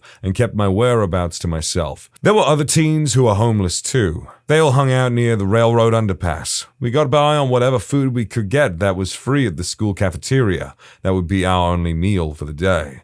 You quickly learn that even as a teenager or a child, people from the outside don't care about you or treat you the same way as a common criminal. Normal people have busy schedules and gotta keep up, so they don't bat an eye when they see a kid underneath an overpass. I probably saw up to 1,000+ cars every rush hour. It's the constant drone of cars going by and realizing you're even more alone. Luckily, my brother, who I haven't seen in many years because he moved out due to my mom's craziness, saw me and offered me a ride home. I told him no because Mom kicked me out and he understood why. So he offered me a place to stay at his place in the suburbs. I'm married now and have a good job. I did settle with a GED and then piled on a bunch of IT certifications. Last time I went to Texas and passed underneath the same overpass, there are still families in tent encampments scattered outside of downtown Fort Worth. Some within view, some hidden. Well, speaking from a perspective that most people will easily recognize, my homelessness has everything to do with substance abuse. Everybody that you see panhandling outside on a street corner, that's what's up. A much larger percentage of homeless people aren't doing that because their homelessness is a critical problem that they're scrambling to fix. They're working jobs and staying in shelters or cars. I can't speak for that lifestyle because I didn't live it, but think the normal answer is working their butts off in the worst jobs the economy's offering. But for me, during the day and during the night, I went where the action was because I was trying to stay wasted. If there was no action, I'd ask for spare change. I've got to say, I'm surprised that you aren't asking about where to crash, which is the much harder part. I was young and part of a scene, so couches and sometimes squats were generally my objective. About a dozen times I slept rough outside. It sucked, but not as much as being sober and with my family. I thought then. For some of the older guys I'd run with, middle-aged dudes mostly, who weren't part of any kind of scene, they mostly had usual spots that they'd post up on and claim as theirs. Loading docks, warm grates, anything sheltered with a heat source is optimal, but hidden is best. Man, this is making me depressed. I spent Thanksgiving, Christmas, and my birthday in a shelter. I was robbed twice, got food poisoning twice from the shelter food, and came pretty damn close to committing self-deletion, to the point where the knife was at my wrist and the voices were saying it would only hurt for a moment and then I would be at peace and with my mother again. But through all of that, I'm still here, I'm married, and I have a 4-year-old little girl, and while I will do everything in my power to make sure the same never happens to her, I feel confident in saying that through all of that bad and darkness, I am still standing, I'm still here, and I am who I am today because of what I had to do to survive. Current homeless. During the days I work at the local food bank for my city. Currently trying to enlist in the army because it's frickin' miserable out here, and I want to really do something with my life. Even in the shelters, it's just depressing. Other than that, I found a pretty decent shelter, and at night and on weekends, I read a ridiculous amount and work out. But as someone else said, the days are gravy and the nights are what you have to worry. Well, I was a late teen, young adult when I was homeless, and I lost my identification early on, so most of what I did during the day was scrambling to find a new place to lay my head that night, or try and beg and borrow enough money to buy a pack of smokes, bus fare, backup sleeping spot, coffee money. When I gave myself downtime or when I already knew that sleep and food and cigs were taken care of for the day, I'd go to the library, fart around on the free internet, read a book, hang out with other homeless people in the area, and yeah, a bunch of us would do whatever illegal substances we could get for a reasonable price. i.e. under $10 for 2 people usually, so don't worry, it was mostly pot. Getting high was an easy escape, and worth it at twice the price if us poor dudes had it on us. Day or night, unless I had to be indoors to have a safe place to sleep, that was pretty much the routine. Walk around to keep yourself warm on cold days, stand or sit down on warm ones, sing a cappella in the parking garage stairway, entertain yourself to distract you from the bottomless pit your life is right now. Buy coffee at a 24-hour greasy spoon and stay inside, sitting down for as long as they'll let you. Sometimes if I was sleepy and it was dry and warm outside, I'd sleep in a park with the sun beating on my back. Best feeling in the world. I was lucky enough to be homeless in a major urban center, with a lot of resources and a generally caring public, even if most couldn't look me in the eyes. My experience was overall more positive than negative, even if it did suck sleeping on cobblestone sometimes, or feeling your feet slowly congeal or rot from 34 degrees Fahrenheit rain soaking through your worn soles and nowhere to change your socks. That last bit right there, that's the struggle. The wet socks. I couldn't deal with it. No, I'm joking. This is all awful. I was homeless my junior year of college when I got laid off from my internship, which was supposed to be 1 year but only lasted 3 months, and didn't have time to find student housing. My significant other told me I could stay at their place, but conveniently forgot to tell their roommates this. It was hell, and so I only went there once or twice a week. I spent all my time on campus, worked 2 part-time jobs through the school and 1 part-time job remotely. Told everyone I was trying out no shampoo to be more environmentally friendly. It was fall, so I slept in my car most nights somewhere on campus. Never got bothered by campo, but sometimes other students would see me sleeping and bang on the windows of the car to wake me up, which scared the bejesus out of me every time. My friend has been homeless in the Seattle area for 2 of the last 3 years. He goes to the public library during the day after it closes. He normally will go stay in his car until later in the evening. He then goes to the gym at about midnight to work out and shower or clean clothes, etc. I know several people have mentioned it, but I knew I was onto something with the gym membership, especially Anytime Fitness. I go to Anytime Fitness. I went to work during the day. My mom died suddenly and it hit my dad hard. He basically lost it. He was married to another woman who I had met once. 6 months later, he moved to another state and heavily implied that I couldn't go with him.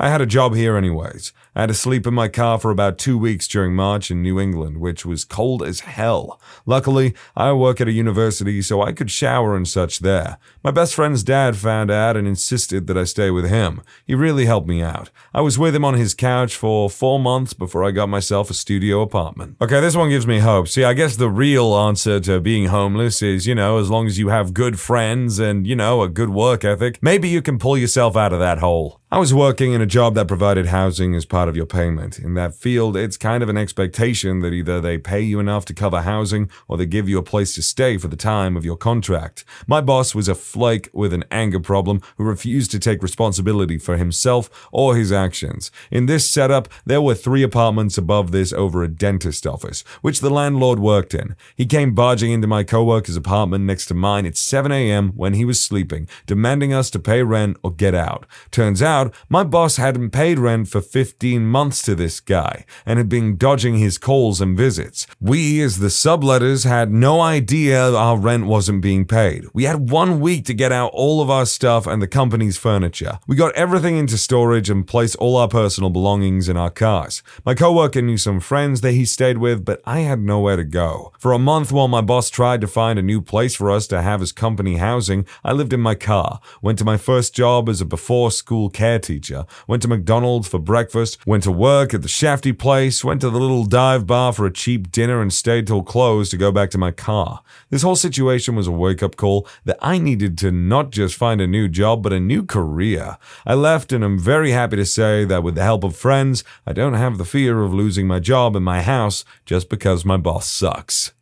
You know what? It's a serious situation. It's real life. I understand you can't dedicate yourself to this, but I'm really surprised that your first priority was not revenge. I happened to find an office building that I could blend into well enough. I was still able to shower, etc., and used my savings to look after basic needs. I got inspiration from the building that my mom used to work in. It seemed all high security until you went up a couple floors in the elevator. After that, no security at all, and I had access to the Wi-Fi, kitchen, food, bathrooms. It's super easy to blend in if you look like you know what you're doing. I was homeless a few days ago in London, all of last week actually, and have been many times since I was 16. 23 now, but I don't look it. I have an iPhone, nice clothes, a nice bag, just had nowhere to go. Good places to go. Heathrow Airport to get some sleep with everyone else who's waiting for a flight. 24-hour Mackie D's just to chill on Reddit. Parks, if they're open. Hyde Park in central London never closes, but they can be scary at night, so I make sure to have something on me to defend myself. Late night arcades, ask a driver to let you on and ride buses until morning. It's warmer and safer than outside. Go to a bar, people ask you to chill with them and buy you drinks. I don't do this, but I've been offered a lot, so I know it works. I hope I help someone. It's cold and snowing right now. I'm on the way to the first day of my new job now. Hopefully won't lose my house ever again. I didn't consider myself homeless even though I technically was. My boyfriend at the time and I broke into an old industrial building in Brooklyn and squatted in it for about 6 months, which is eons by squatters' standards. He'd found these pieces of foam material which we put on the floor, and then we stuffed some black plastic bags full of our unseasonal clothes and laid that on top of the foam stuff to be our mattress. We accumulated some random other pieces of stuff that had been put out on the street for trash pickup.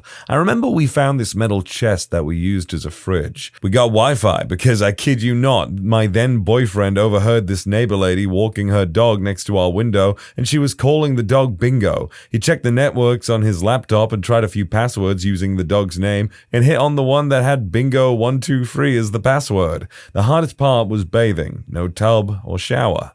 I bathed out of a bucket the entire time. Also, we were there in the winter, December, late April, so it was cold. I remember my boyfriend would wake up and climb out from under the blankets, and I'd start howling because I was freezing without his body heat. Like quite a lot of other people, I had a job, 2 jobs actually, during this period, so I'd be at work most of the day, but I was much better off than most, because I did have 4 walls and a roof and blankets and food.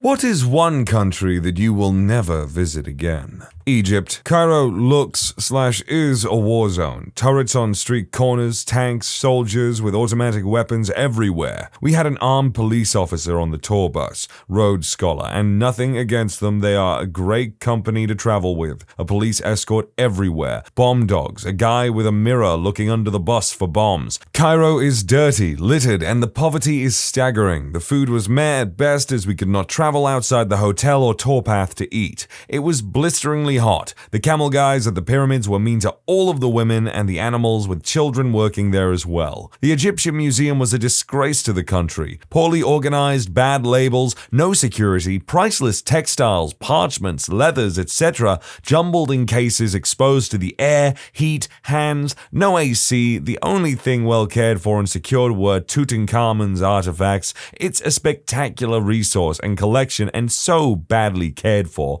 with no curation.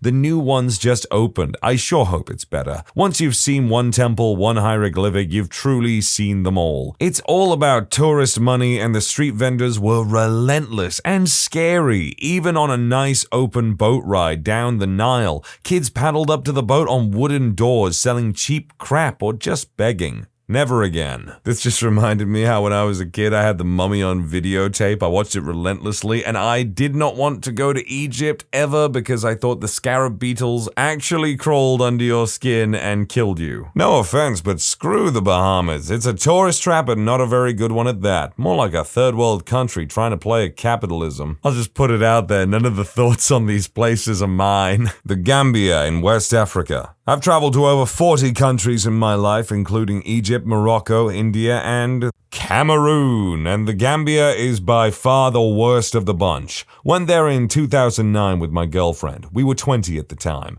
It is by far the most corrupt country in the world. Let me start by saying it's a beautiful country, and the people there are the friendliest people you could wish to meet, but the way they are treated by the government is disgusting. We met a local guy there called Jimmy Brave, who lived in a hut on the beach with his young family. Amazing guy, cooked us dinner every night and never wanted anything but friendship in return. We gave him a fair bit of money on our last day, more than we usually would because he genuinely didn't want it. Anyway, one night we decided we wanted to check out the nightlife in the tourist area where it was safe. So my friend Jimmy agreed to meet us by the hotel entrance at 7 p.m.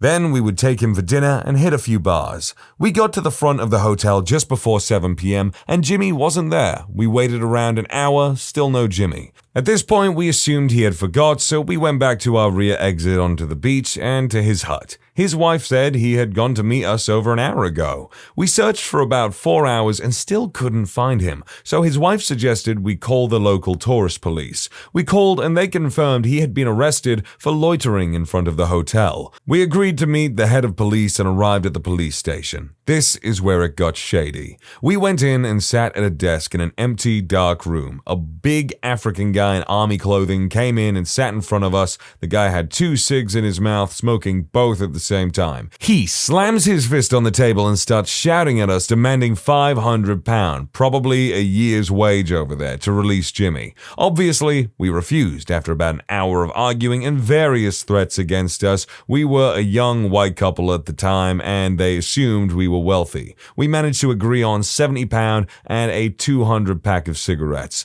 We paid, and we were told to wait outside. We were out there for over 2 hours, and they brought the wrong guy out. We only knew our friend as Jimmy Brave, not his real name, so this proved challenging. Anyway, I was invited in to show the police who Jimmy was and had to pick him out of a huge cell filled with at least 300 people, some who were very close to death. Anyway, Jimmy spotted me straight away and we had him released. When we go far enough from the police station, Jimmy broke down in tears. I've never seen a grown man cry like this in my life. He lifted up his top and he had several large open wounds where they had been whipping him in the cell and the police truck. We immediately took him to the hospital where he remained for 2 days at a cost of £240-ish.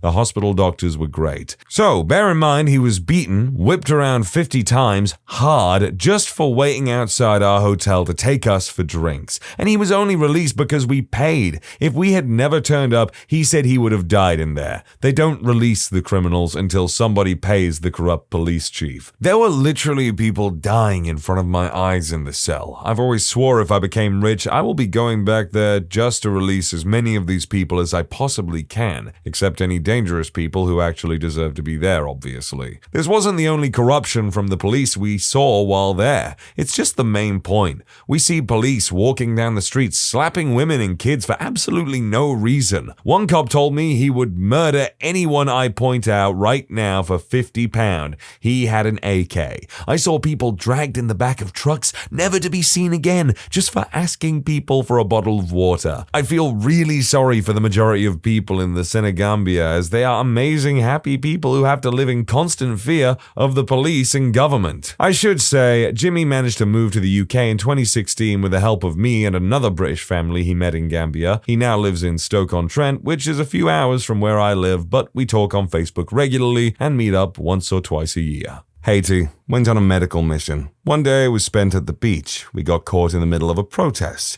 I was groped, several other people were punched. It was terrifying. They only stopped when one of our translators yelled that we were medical workers. We only ended up spending 1 hour at the beach so we wouldn't end up driving back through the same area at night. When we reached that area, it was clear of people. A few overturned vehicles were on fire. A UN detail was hanging out in a big armored vehicle with a very large gun on top. I can't imagine how bad it is now with all of the civil unrest. As of current year and my understanding of the geopolitical and situation that is taking place in Haiti, it has gotten significantly worse. Jamaica. Went for a chill vacation with my then college girlfriend and were very turned off by being asked if we wanted to buy weed every 20 steps. Despite popular misconceptions, weed was quite illegal in Jamaica at the time. I smoked at home in the US occasionally, but wasn't into it this trip and didn't want to risk getting arrested in a foreign country. 3 days in and they're wearing us down, so we consider buying a joint. That same day, a tour guide on our river tour warns us without prompting that dudes will sell you weed and then cross the street to tell the cops for an informant fee that you've got weed, after which you get tossed in Jamaican jail and have to bribe your way out. Also, the food was meh. Japan. I'm fat, black, and none too cute. Older people spit at me, no one would sit next to me on the train or would make it painfully obvious they were uncomfortable during rush hours. Young people, adults, teens, older kids, had no filter and would happily laugh at me, make faces, or even throw things at me, though that was only in Shibuya. It was hard for me to get work as a teacher, even with my training and credentials, because I had to have my picture and no one wanted a black and ugly teacher. I felt like a monster the entire time and slowly shut myself away until I had quit my jobs and only left at night to get food from a convenience store. The last time I went outside during the day in Japan, I was going to cancel my cell phone plan before I left. And there, kids and teens pointed and laughed before running away screaming I was a monster. I was mortified when the adults looked at me and I could hear them go, "Well, look at her." It took me 4 months back home to leave my apartment during the day in the States. I didn't go thinking I'd be loved, just thought I'd have a nice experience in my 20s. Japan is a modern, beautiful country with wonderful people, but I just didn't get lucky enough to meet them. My pet peeve is when I mention this. People go, "Oh, Japan was great to me. You must have done something wrong." I'm glad you had a good time. I hope the next person has a great time too. But this happened to be my experience. That's all. Dubai. While interesting, it's really just a total rip-off of Western culture. I flew 12 hours from New York City only to be surrounded by Cheesecake Factory, Wendy's, California Pizza Kitchen, etc. No real culture. Isn't Dubai like a relatively new city by age standards? It's like decades old. I know that the original Dubai was like a fishing village or some crap, I think. But then obviously they modernized and now they're like one of the wonders of the world apparently, that loads of people love to visit as tourists. Cambodia, but only because I was mugged in Phnom Penh. Well, it's a holiday in Cambodia. It's tough, kid, but it's life. It's a holiday in Cambodia. Don't forget to pack a wife. I apologize. I heard Cambodia and I went, yeah, dead Kennedys. Venezuela. I visited my extended family there near Caracas as a young child and had an amazing time. But things there have really gone south since then. Pretty much all my family members that were there have left for obvious reasons. China. I had to go there a couple of times for work, but the feeling of being surveilled, the pollution, the horrible pedestrian experience, and getting scammed by a cabbie turned me off. Thailand, went there during the coup in 2013, got stuck, too much prostitution and child smut and prostitution out in the open for me. Also, being there during the coup and getting a crazy flu and hospitalized in Bangkok frickin' sucked. Love my Thai friends, but Bangkok and Pattaya are just too crazy for me. Singapore. Great company and friendly people, except on the first day I was in a sports bar, beaten up.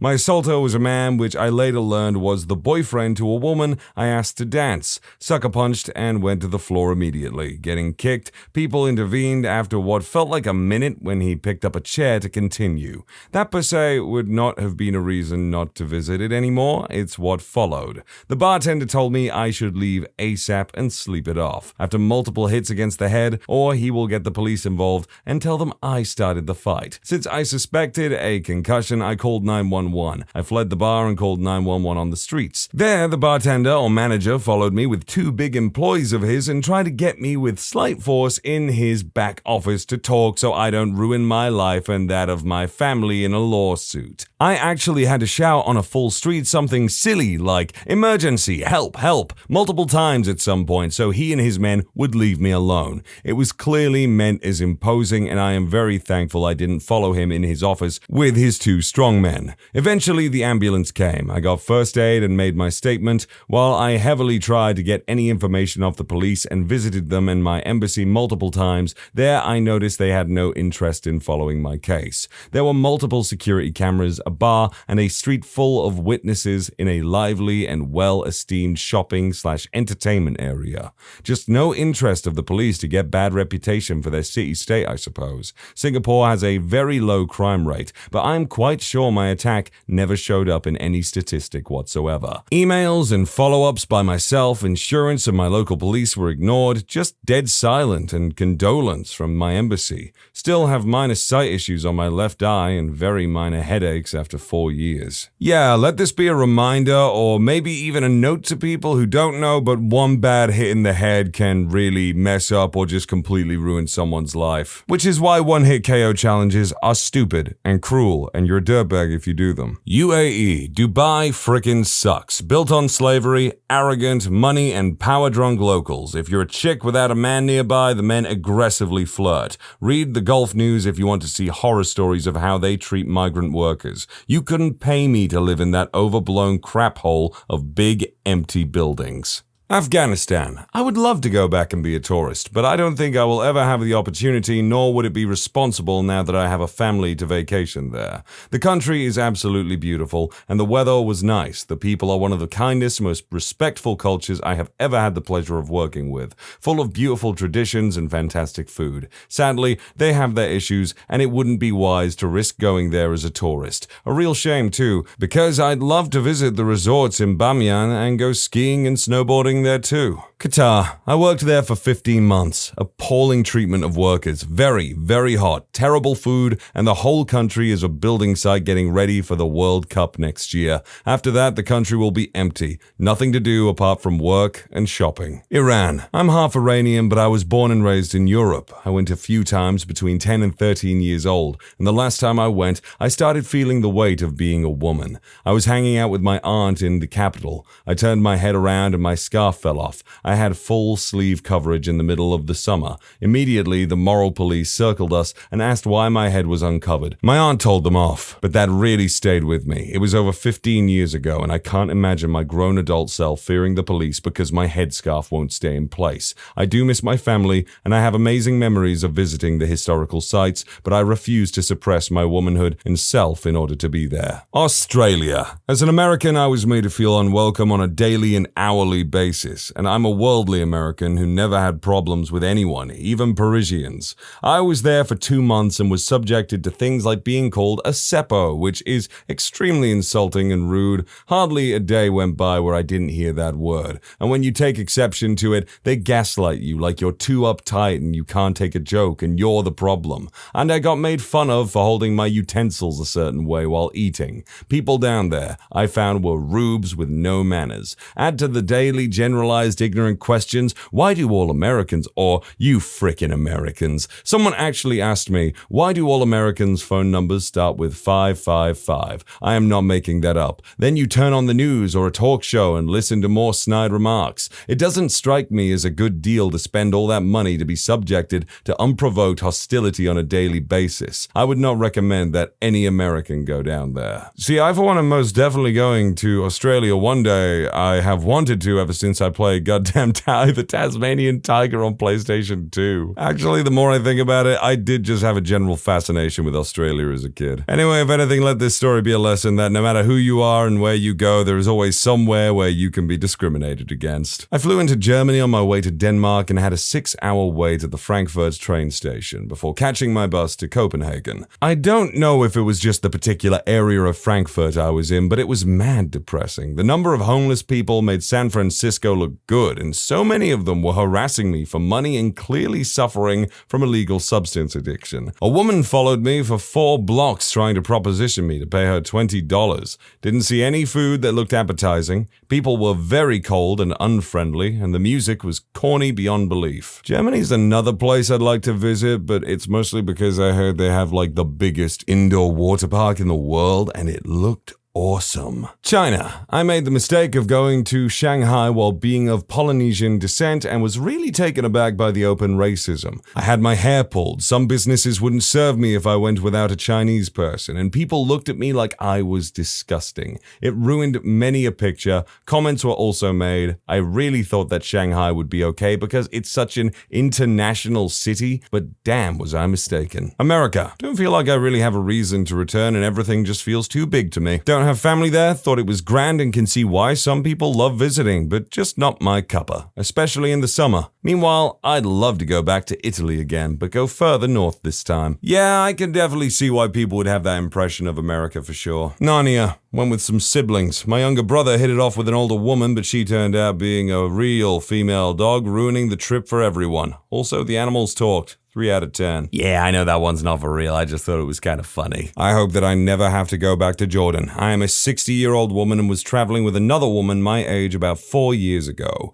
We were so excited to see Petra and to learn about the culture. Instead, we had more than one sexist male tour guide who was verbally anti-Western and Europe. Okay, I can understand politics for sure. However, we, American and Europeans, according to one guide, are responsible for men turning gay, and that Jordanian men were never gay until they saw such things on American and European television. Oh, another one? We're filthy because we have dogs in our houses. Yet another said that he'd never let his wife wear makeup. We wear makeup and we were traveling, just 2 gal pals. Anyway, the food sucks. Their national dish is some slop called mansaf. It tastes like a sheep died of old age and was then slow boiled in poor quality yogurt for 2 days. I then met up with some very cool Palestinians in Hebron after that. They invited me to lunch at their home and I was shocked at the delicious food. I told them that I just came from Jordan and they laughed and said that they all agreed that Jordanian food is garbage. I don't know, I'm looking at the mansaf. It looks alright. It looks like it could be nice. It's not the most appealing thing, but I like the bed of rice it's on. Not a country, but just one city. Malmö.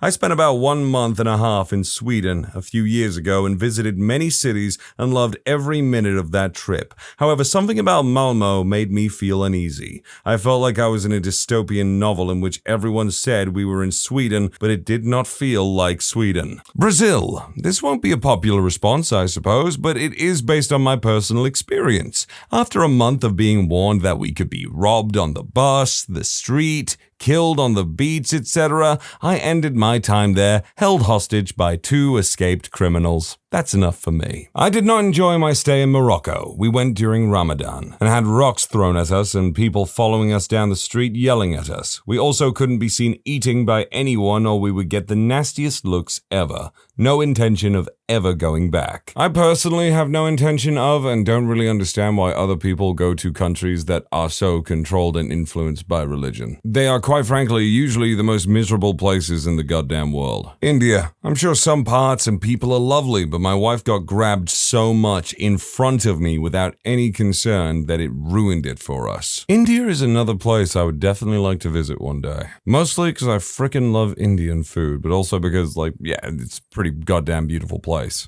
Las Vegas. For me, very overrated. Hotels are very similar, expensive, same food in each hotel and casino, too hot in the day, so busy at night. TV has definitely glamorized it. What's the most messed up thing a friend has ever done to you? I used to chat to this guy online for over a year on Skype, 4 or 5 nights a week, anywhere from 3 to 5 hours a time. Definitely lots in common. Really sweet guy. I would have done this anyway, but I started crushing on him. I know he cared about me a lot too, but then one day about 2 years ago, he deleted his Facebook and stopped coming on to Skype or the original website we had met on. Not a word. Didn't answer any texts or emails. I continued to send him the odd text message, happy birthday, Xmas, etc. I finally heard back from them during this summer that he had been spending far too much time online and had to cut it out completely. Couldn't have told me this earlier? I was worried that he had been maybe in an accident or something because the silence was very unusual from this guy. I still care about him a lot, but I haven't really thought about him much recently. He was super awesome and we were on the same wavelength.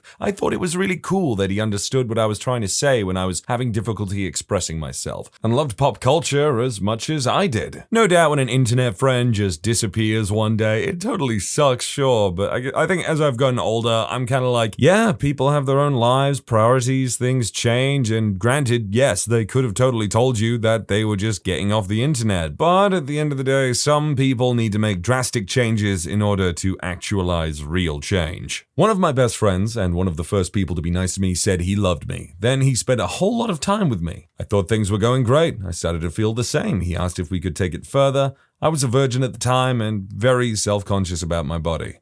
Well, after maybe an hour of him cuddling and such, we do the deed. After that, he made me dinner. It all seemed like a really good thing. Next day, he completely ignores me. It took me about 3 months to get him to even text me back, and the only reason he did was because he wanted his best friend's advice on how to get a girl that he wanted to smash. I helped, and I really have no idea why. It hurts to see them together, and he makes eye contact with me while he hugs and kisses her. Then, whenever we're alone, he tells me how beautiful I am, how special I am. But as soon as someone else walks into the room, he makes fun of me, and it hurts. I told him that, and he called me terrible things. I haven't talked to him for almost 2 months. I'd like to put this more tactfully, but your best friend is a user of literally the worst possible degree. One of my best friends borrowed $3,000 from me. I was a single mom going through cancer treatments. He took the money and never paid me back. He told me he loved me and he wanted to elope. When I said no, he was crazy and I want my money. He told me he wished cancer could destroy my body and I died.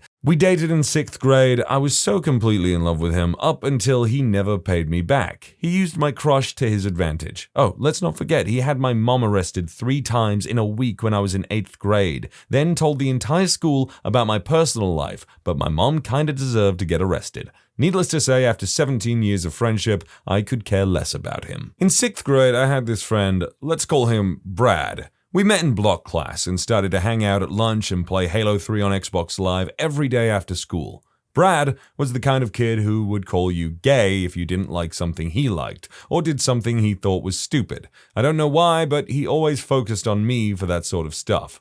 So fast forward towards the end of 6th grade in our PE class, we were all waiting in the locker room to get dismissed into the gym for class, when one of our friends started to have people sign the back of his PE shirt. Since it was the end of the year and we didn't get our yearbooks yet, we all followed suit. I finally let Brad sign the back of my shirt since it was the back of my shirt. I couldn't see what he was writing. When everyone saw what he had written, Brad started to chant it throughout the locker room. 10 kin likes men, 10 kin likes men. I'm not gay, nor do I have any problem with gay people. I started to spin around in embarrassment, confusion, watching as everyone in the locker room pointed and laughed at me. Then out of nowhere, my friend Keenan grabs me and pulls me into the locker room office to tell our teacher, whom is a great guy and uses used to teach with my mom what Brad did. Anyway, he had to call his mom and tell her what he had done. I don't know why, but I was still friends with him until the end of 7th grade. Then in 7th grade, we went on a field trip and my mom and Brad's mom both volunteered to help out. They ended up sitting next to each other on the bus and my mom had brought up what Brad did to me. I overheard Brad's mom explain that when he called her into the office, he was crying uncontrollably. It must have been so awkward for the mother of the kid who practically gay-bashed me to sit next to and explain to my mother what her son did. The worst thing I can think of is one friend that stands me up about 40% of the time. It's weird. When I see him, he's a really good friend. But when we make plans to hang out on a certain day, I'll call but won't hear from him for days. When I finally reach him, he'll say something like, "Oh, I had to go to something with my brother, etc. Not sure what to do." I legitimately don't think I'd be able to tolerate that. I would be like insisting to them, "Hey, if you got something else going on, I don't mind. You just gotta tell me so that I don't get my hopes up that I'm gonna have a nice day out with my friend and then bubkiss." The only solution I'd see is to confront them about the fact that they clearly don't respect your time. I had a friend at university who was always looking for bits of money or to buy him food as he was starving, etc. I even listened to his stories of how he'd make the best video game ever when he graduated, showing me page after page of designs he had done, all looking straight copies of other games. Me being a regular good guy Greg felt sorry for him, so coughed up cash that I was working my butt off for whilst I was studying as well, all while he'd lay about doing bugger all. I thought he was just a bit odd, but in time he'd mature, mellow out. I was quite wrong. Come the group work, he stole the rest's work, tried to pass it off as his own, claimed we were just all jealous, etc., and how he'd done all the work. In reality, none. That, and he never paid me back a penny of the cash I loaned him. Thankfully, he crashed and burned and I believed effed off on some trip to try and discover himself. Back in middle school, a friend spilled water on my crotch area of my pants. I was wearing khaki pants and it was in school, so it was pretty visible. Instead of helping me by fetching me some paper towels, my friend started laughing his butt off pointing at my crotch, getting enough attention for everybody in the class around there to stare and laugh at me. I got really embarrassed, and now I realize that the biggest mistake on my part was not playing it cool. I haven't spoken to that friend since. Not only do I agree you should have played it cool, but also, this is definitely on the lower tier of things that a friend could have done to you. I lived with a girl who was my roommate in Jobs Corps. If you don't know what that is, Google it. I don't feel like explaining. After we left there, she had a 2-bedroom apartment and the rent was cheap, so I moved in with her. Being that we had been roommates before and I knew she was cool, I didn't think we'd have problems. Wrong. After 2 weeks, I had a full-time job and was contributing to food and bills, not to mention alcohol. She and her boyfriend drank a lot. No one complained about anything I did. I never left a mess, never locked them out or anything of the sort, so I don't think I was doing anything wrong. About 2 weeks after I started working, things go weird. I had become friends with some of her friends, including her brother. Somehow, she decided to tell them I had every STD possible. Not true, and that I slept with any guy who hit on me. Also not true. Said friend and the guy I was interested in never spoke to me again. I didn't find out why until way later, but I noticed at the time that they all just started ignoring me. She started locking me out of the house while she was home, throwing the deadbolt and the chain on. I knew she was home because I could frickin' hear her giggling at my frustration. I'd be asking her nicely to open the door, at least let me get some clothes for the night if she wanted some alone time with her boyfriend, and she would either ignore me or yell rude things back through the door. After this started, I couldn't be in the house without feeling uncomfortable. Constant passive-aggressive behavior. Her and her boyfriend sitting on the couch mumbling things about me loud enough so that I could hear it when in the kitchen. Her boyfriend even threatened me repeatedly, which I ignored. He was all talk and I knew it. Blah, blah, blah. The final straw came when I tried to get into the apartment to pick up the majority of my belongings so that I could move into a new place. I had to let her know I was moving, had paid up rent and bills. She seemed fine with the arrangement. She refused to let me in again and threw a bag out into the alleyway with some of my clothes in it and told me never to come back or she would call the cops. Come to find out later, she just stole anything she wanted from my room, bagged up some clothes for me and then threw everything else out. Everything she threw out included my birth certificate, childhood pictures, yearbooks, journals. Oh, and she read the journals out loud to people who knew me and made fun of me the whole time. So basically, I was left with a few changes of clothes and whatever I was carrying in my giant purse of doom. Thankfully, after years of a nomadic nomadic lifestyle, I was accustomed to carrying a mini kit of bathroom items and all my makeup in my purse. I was left in a town where I knew only my coworkers and had only known them a few weeks and had virtually no money and no possessions. Some of the things she threw out were pictures of my now deceased grandmother and me when I was a baby, and it breaks my heart that I don't have them anymore. It might not seem that severe, but as a clueless 20-year-old, this seemed like the most awful betrayal ever, especially because I hadn't provoked her at all and definitely did not deserve that. She contacted me years later to apologize, and I did forgive her. I blame her now ex-boyfriend who always hated me, but I would never trust her again. We're just Facebook friends and occasionally chat on Instant Messenger.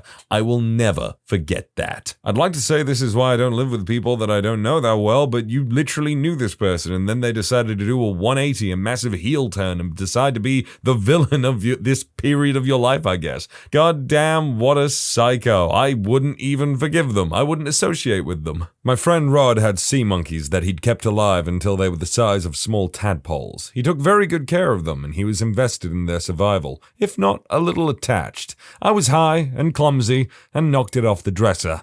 You could see them flitting about on the wall and in the carpet.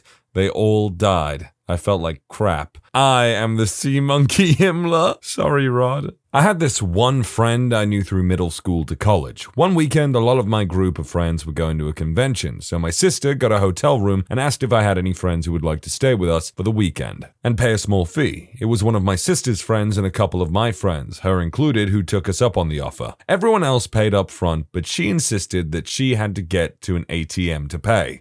The whole weekend, she basically avoided us and would hang around these two guys she dubbed Boyfriend 1 and Boyfriend 2. That Saturday night, when we were all going back to the hotel together, she decided to run off with some guy with a motorcycle, insisting she's grown. She was 18 at the time, so she wasn't technically wrong, but she sure as hell wasn't acting it, i.e. the not paying what she owed and going off with someone she had met maybe 5 minutes before, and that she'd meet us at the hotel. She ended up knocking on the door an hour and a half later, wanting to get in, waking us all up. Anywho, the next morning, her and my friend go to Waffle House and wanted to spend more money at the convention. She only had to pay us $60, which should have been a priority anyway, but decided buying more junk at the convention was more important. She paid us half of what she owed, which I later found out a large portion of that money came from my other friend, high school students. Now, would someone who's grown be asking for money from high school students? Her bag didn't even pay for her Waffle House. This girl still tries to talk to me and can't take a damn hint. First year of college, my best friend was this kid who lived in my building. We'd play video games, watch Pokemon, get high together, etc.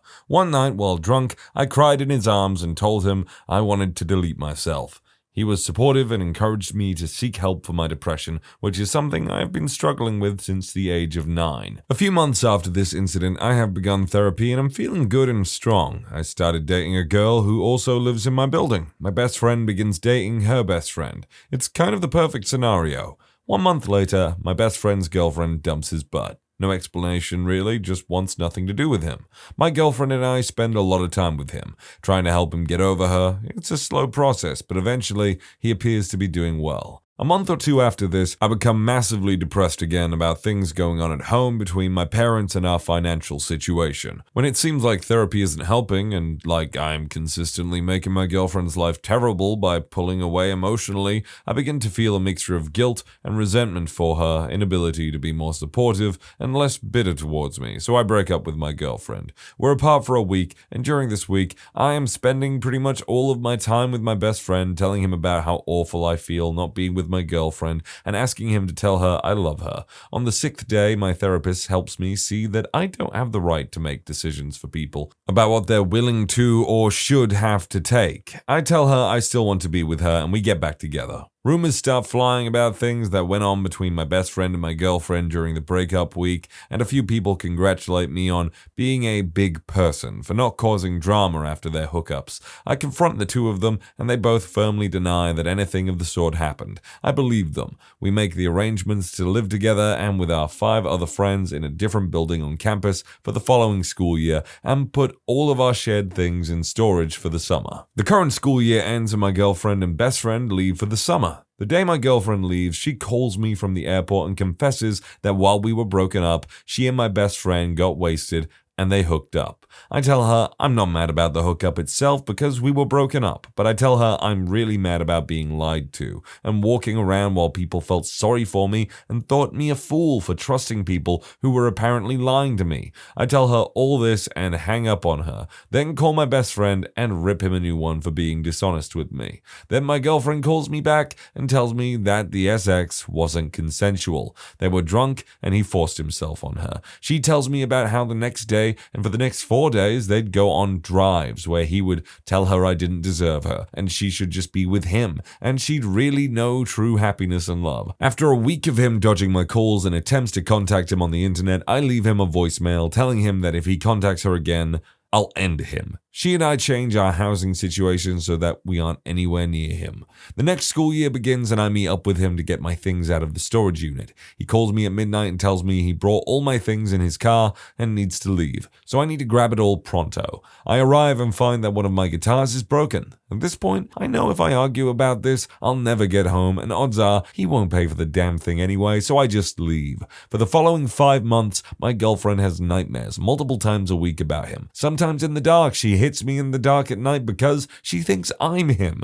During intimate moments, she'd sometimes have to stop because she couldn't stop thinking about him touching her. It's clear this is really hurting her and our relationship, so I ask her to please go to therapy and at least attempt to create some divide between him and me so that we can get over it together. She never does. Eventually, it becomes too much and we break up for good. Now, they're dating and live together. As far as I know, she never went to therapy or anything of the sort. I did not see that twist at the end coming, not gonna lie. Oh man, I would be, I don't know, I think that'd be a sore spot. I had a very close group of girlfriends who all went to school together and know everything about each other. I was at our monthly girls' night where we drink wine, smoke, gossip, and whatever. I left around midnight to take another girl back home. I realized after dropping her off that I still had half a bottle of wine left there, so I decided to go back. When I got to the house, I could hear that they were out smoking on the porch, so I went around the back. Before I could open the gate, I could hear that they were talking about me. Imagine the closest friends in your life bringing up every flaw in your character and basically talking about what a crappy human you are. I was frozen and ended up sitting in the grass listening to them talk crap about my husband and I for over an hour. So my best friend and I went to LA from Austin just for the hell of it. So the last day there, after we had packed up and everything, we went out to a concert, his choosing, not mine. While we were there, he bumped into his ex-girlfriend, which used him and cheated on him for about 8 months before anyone told him about it. Even I didn't know. I never really met her nor talked to her. I helped him get over her by talking to him and all this other good stuff like a friend should. So anyways, he offers to go buy her a drink and I decide to go to the restroom because I'm not a fan of drinking. There was a line and the wait was like 15 minutes easy. Once I get out, I look for him and the girl for about 30 minutes, calling his phone, asking where he was, but it kept on going straight to voicemail. So after an hour or so, I get worried because I think he left me. My phone eventually runs out of battery and I ask someone if I can use their phone because mine is dead and I can't find my friend. So the people were nice and they let me use it, tried to call him 3 times and still no answer. The people eventually just say, leave him, blah, blah, blah. I explained to them we're coming from Austin and he was the one who had the car and pretty much all of my stuff was in that car. All I had at the time was my license, about $50 and a debit card, but I had just paid my tuition so my money was pretty much gone in that card. I don't know why, but they offered to let me stay in their house and one of them laughed and said he might think we're murderers and they got me a room at a hotel. I thanked them and all that good stuff and I got one of their names so that I can repay them. I ended up calling my parents and asking them to put money into my card so I can get a car and drive back. So it turns out that my friend and the girl decided to hook up, have sex, etc. and leave me. I really don't know why, nor do I care anymore, but it just frickin' blew my mind that he would do that over a girl. Again, this is completely unforgivable. Why would you desert your friend in a place that they are not familiar with over some goddamn vagoo? My best friend of almost 15 years had an affair with my wife. Not only were we great friends, but I helped him get his first IT job. He was having no luck due to a lack of references. I offered him my home when he was homeless for over a month. Horrible decision in hindsight. My wife was just as much at fault, but his betrayal was unexcusable. I ran into him a little over a year ago in a bookstore. I caught eye of him approaching me. Before he could say anything, I told him, walk the F away. He did. That's the last I ever saw of him. I hear he moved up north. Our circles of friends all annexed themselves from him. He really had nobody left or reason to stay in our city. It was a crappy time in my life, but life throws those curveballs once in a while. You have the choice to learn from your mistakes or let it tear you down. I'd like to think it made me a better person in the end. Can't really hold him totally accountable for this one, but my best friend from high school got into some pretty heavy substance abuse in our senior year and then on into his freshman year of college. One night I got a call from him where in his ridiculous state, he thought it would be funny to describe to me how he was going to intentionally delete himself by ODing on an insane combination of substances. Can't remember what exactly, but it was basically a recipe for a heart attack. Couldn't convince him not to do it. After that, he got counseling, but he's never really been the same person since, and we've more or less stopped talking entirely. It's sad when people get to that state when they're that down about their life or whatever's going on, but I think it's also sad to put people that care about you through that kind of turmoil in telling them that you're going to do something like self-delete yourself rather than speak to your friends and family about it in a healthy way. Tell them you're in a dark place. Tell them that you're having those thoughts and, hopefully they can come to understand and give you the help that you need. What is something that someone said to you that is so stupid you thought they were joking? We were watching the ID channel about a couple of murderers that were executed during the reenactment scenes. Dude next to me says, "That's cool that they let them out of prison to film this." My shift lead at the microbiology lab I work at told me that they believed that dinosaurs didn't ever exist, that they were mythical beasts like unicorns, and it'd be cool if they were ever real, but they weren't, so it's not. She also said that all fossils found are fakes to just get publicity. A girl told me she had to delete some photos off her phone because her phone was feeling too heavy. Same girl thought potatoes grew on trees. That can't be true. If I met someone who said that, I would lose faith in just about everything. Lots of questions from customers in the rafting industry. At what elevation do deer turn to elk? Who puts the rocks in the river? Where are the tracks that lead the boat? As if the Whitewater River trip is at Disneyland and the whole thing is a ride. At the put-in, can't I just leave my things here so they'll be here when we get out? Tons of people think you take out on a river at the same place you pull it. Like it's a circle and the current goes back uphill. School I worked at had a long-term sub in the 8th grade because nobody wanted the position. One day in the lounge I mentioned how one of her students was really annoying. I'm the art teacher. And she goes, "Ugh, that little mentally deficient prick is so annoying. He's trying to learn German too." I didn't respond because she just called a student mentally deficient and also trying to understand why him trying to learn German made him mentally deficient. Then she goes, "Here's what I want to know. German and Japanese, is there a difference?"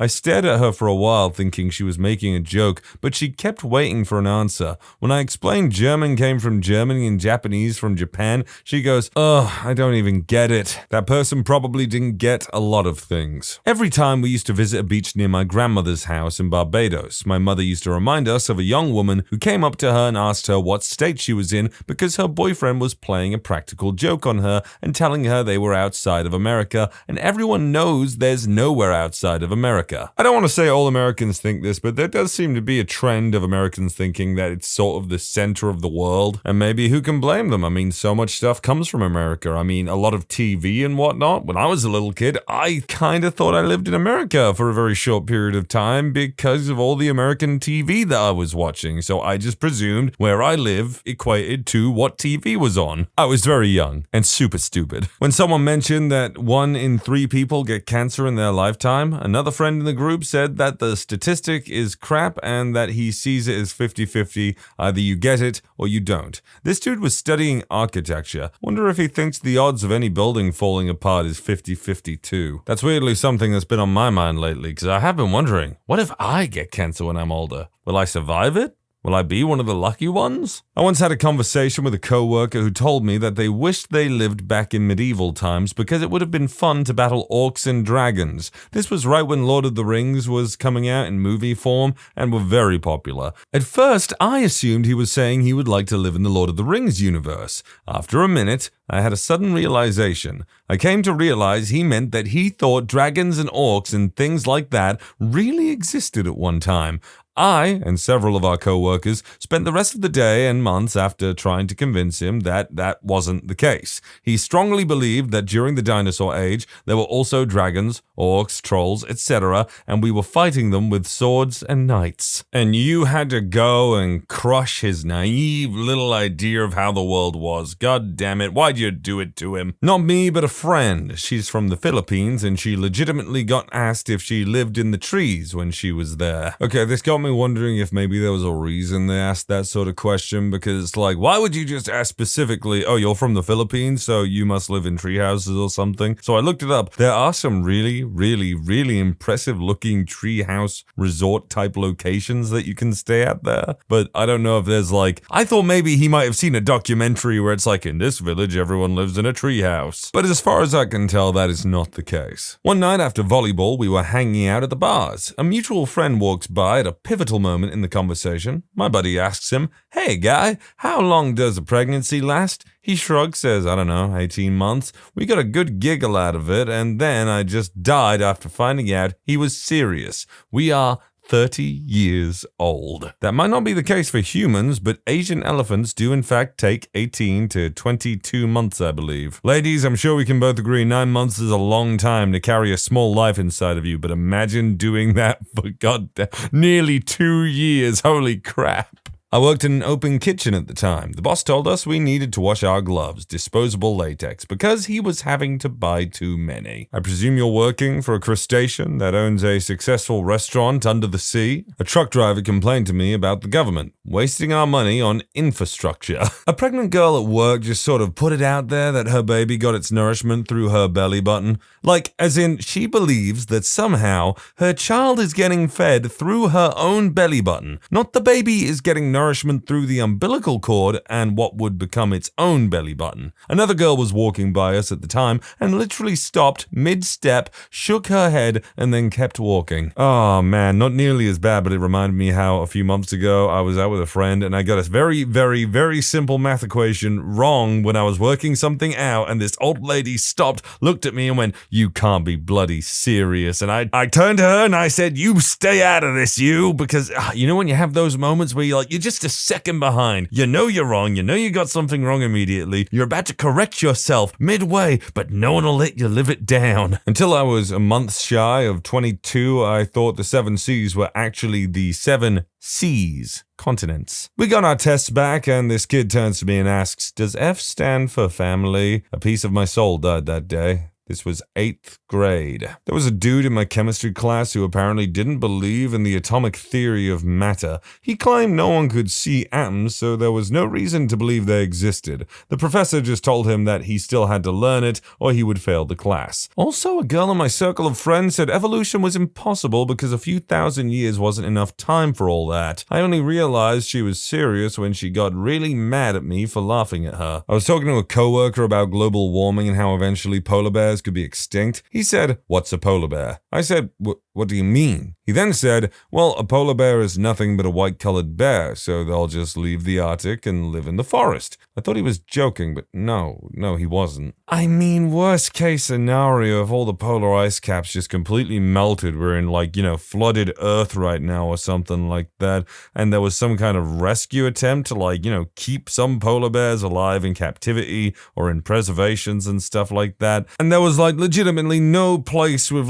that much ice or snow to put them, then yeah, they probably would dump them in a snowy forest or something like that in Canada, and then they probably eventually evolve and acclimate to that environment over time. So I guess technically he's not wrong in the case of a apocalyptic scenario. I'm not thinking too hard about this though. My sister and I were at my dad's house for his birthday dinner. My sister had brought her kids, my 4-year-old niece and 2-month-old twin boys. My sister was exhausted. She had hardly slept in the last 2 months, and coming to dinner was the first time out of the house in a while. She looked like crap, but was happy to be there with lots of family to take care of the kids for a couple of hours. hours. My step monster, who has never had kids, asks her, "Are you tired?" She replies, yeah, the pregnancy was hard. I had complications from the C-section. They're not good sleepers or eaters. I'm always breastfeeding one of them. It's been a very hard couple of months. I'm always taking care of one of them. Step monster replies, "Oh, that is hard. It sounds like when our dog was a puppy and we were kennel training her. Everyone turned to look at her, mouths agape, including my dad." She wasn't kidding. My sister looks up and says, "Yep, it's exactly like that." I'm not going to say that raising a dog is like raising a baby, but when my dog was a puppy, she was a major handful. Like, I'm telling you, it was so bad at one point that we briefly had the thought of, did we make a mistake on getting this dog? But over time, she got used to us, mellowed out, and she became a sweet little doggy wog. Bit of a diva, though. The spork is the devil's utensil, because it is the amalgamation of the masculine fork and the feminine spoon, and is trying to blur gender lines in society. That is some omega level conservative thinking right there. When I was a new teacher, one of the old timers was venting in the teacher's lounge. She said, "This would be a great job if it wasn't for the kids." I laughed, and she exploded at me, told me I was still too young to hate them. She said I would grow up myself in a few years. That was 26 years ago. Kids are still 100% the best part of the job. I can't imagine anyone staying in education that hates kids. What a sorry life. What a sorry thing to do. How sorry for the kids. My brother told me today that he's pulling out his 401k way early despite the heavy penalties to invest in the stock market. This is because Trump is the best president now, and unlike Obama, he's a businessman, so there's no way he can lose. This is his new retirement plan. I have no frame of reference of what is or isn't a good idea to do when it comes to stock market stuff. You know what? I'm gonna go to the library. I'm gonna read up on stock stuff and just see what I can learn from it. At work, I got a wet washcloth and squirted some dish soap on it to wash off a table. Coworker freaks out. "Oh my God, you're not going to wash the table with that, are you? People could get sick." What? Why? I say as I inspect a clean washcloth. "The soap! People will get the runs from the soap!" The soap that's meant for cleaning eating utensils? If they chugged it, sure they would, but this amount will certainly not give anyone the screaming squits. No, I didn't say that. I stared at her completely dumbfounded that she was absolutely serious. My question would be, what has she been cleaning the utensils with this entire time? Not me, but someone I know. So he and his wife and their friends got to go to the Super Bowl. Last year, maybe. They normally watch it live on TV. His wife says in the most serious straight face ever, "Where are the yellow lines that tell the scores and stats and stuff?" I was checking out some cars with a friend at a car dealership that my friend was potentially interested in buying. I was just tagging along, offering my opinion, but wasn't interested in buying one myself. At one point, the car dealership employee who was talking to my friend starts asking me questions like, "Would you be interested in buying a car too? Have you owned a car before?" etc. Long story short, I tell him that I used to own a Renault car when I was living in Europe, but Renault is a company that doesn't sell cars in the US, as far as I know.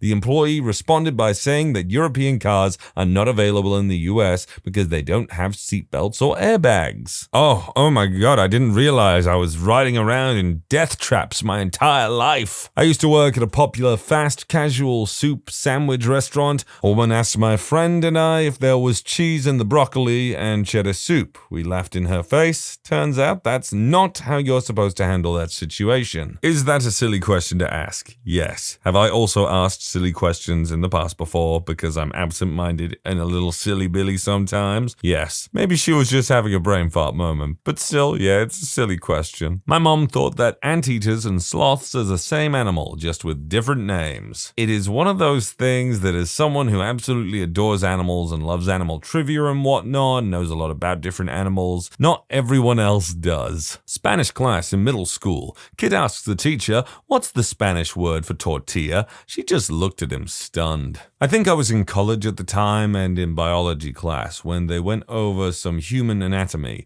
particularly the human reproductive system. Now, I learned a lot of the basics back in middle/high school and didn't think much of it when they were talking about the female organs, but the girl next to me was seriously surprised when the professor mentioned that there was a separate P hole as well as a separate SX hole. I remember she looked at me with the widest eyes and said, "They're different holes? Were you there?" Honestly thought she was messing with me. We were in class and we began talking about the Black Death, the bubonic plague, and I said that the bubonic plague was probably the deadliest disease outbreak in history, seeing as it wiped out a third of humanity. And this super duper level 3 Christian girl asked me how I knew if it happened in the Dark Ages. I said that even though it happened a long time ago, that those cities were able to record what happened. The mortality rates and its effects throughout Europe, no one has ever wondered if the Black Death happened. We know it did. She said, "But you can't really know if it happened or not. I mean, were you there?" She seriously didn't believe that the Black Death ever happened. This female dog said that stupid line all the frickin' time. It was her go-to excuse when she said that the Bible was the oldest written set of laws, and I said that the Code of Hammurabi is well known to predate it and that there were at least 2 other sets of rules created by the Sumerians that predate the Code of Hammurabi. She said that the Code of Hammurabi didn't exist. I googled it and showed her that it was a well-known set of laws that have been written about in length. She said, "But that's just the internet. They can make stuff up easily. Can they prove it? Can you? Were you there?" She used this when it came to a lot of things, especially evolution. Were you there? Just because something doesn't fit your stupid agenda doesn't mean it didn't happen. This sucked because she was honestly one of the most beautiful girls I've ever had the fortune of meeting. I had a friend in the class who was thinking of asking her out, and so was I when we first met her, and when she began to show the crazy, I remember that he and I made eye contact and moved our chairs away from her slightly, enough to show to the others that she was hot, but not worth it. My incredibly stupid stepmother, who's 65-ish, said, "How did they know what the dinosaurs were called back then?" in a very serious voice and facial expression while watching a documentary. We were playing a trivia game and a good friend of mine didn't know who Queen Elizabeth was. We told her it's the Queen of England. We tried United Kingdom. She had no idea what we were talking about. Now, if you live in some obscure place with no basic education, sure, but we live in the Netherlands, so it's less than 1 hour away by plane. Someone once told me that pigs are the closest living relative to humans. I started laughing and asked, "What about monkeys and apes?" They replied, "I better Google this, you're laughing really hard." I'm not playing devil's advocate or anything here because I know that's wrong, but they might have gotten that idea because apparently you can replace humans' organs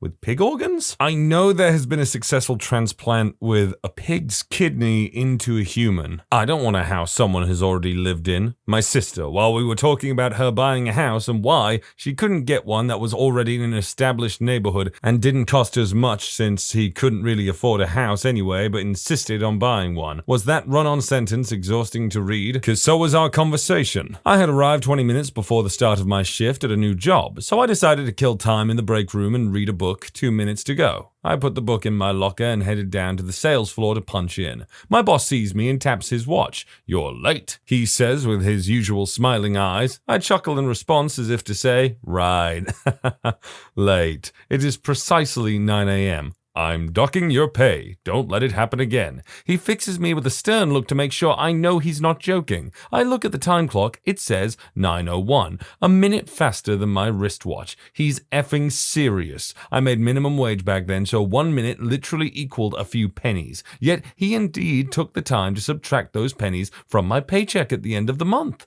When my shift was over at the end of the day, I still had a fair amount of stock on my cart left to shelf, which ordinarily I would have taken care of, but I strode past my boss and punched out, prompting him to say, "You haven't finished your work." Shrugging my shoulders at him, I replied, "Sorry, sir, it's 5:01. I'm late." Pettiness begets pettiness. It is simply the way of the world at this point. A roommate once asked me if London was in England or Europe. I just stared at her for a while before saying both. For about 1 minute, I had to convince a colleague that the reason a computer wouldn't turn on was not that I had fastened a zip tie around the power cords too tight, therefore cutting off the power like a water hose. In this case, it was something I said. Was in an AP psychology class and asked the teacher, "Do deaf people listen to music in Braille?" with a straight face. Teacher just stared and the class burst out laughing. I learned later on most of them thought I was just kidding because that's what I usually do. Except I was dead serious. It was me that said it. New relationship with a super nice lady. Romantic weekend getaway. She suggests an afternoon float down a nearby river in a canoe. I know from experience, canoeing is a serious test of relationship potential. My ex-wife and I couldn't even carry a canoe from the beach to the bay without getting into an argument. Anyhow, new relationship, super nice lady. I'm determined to be a great team player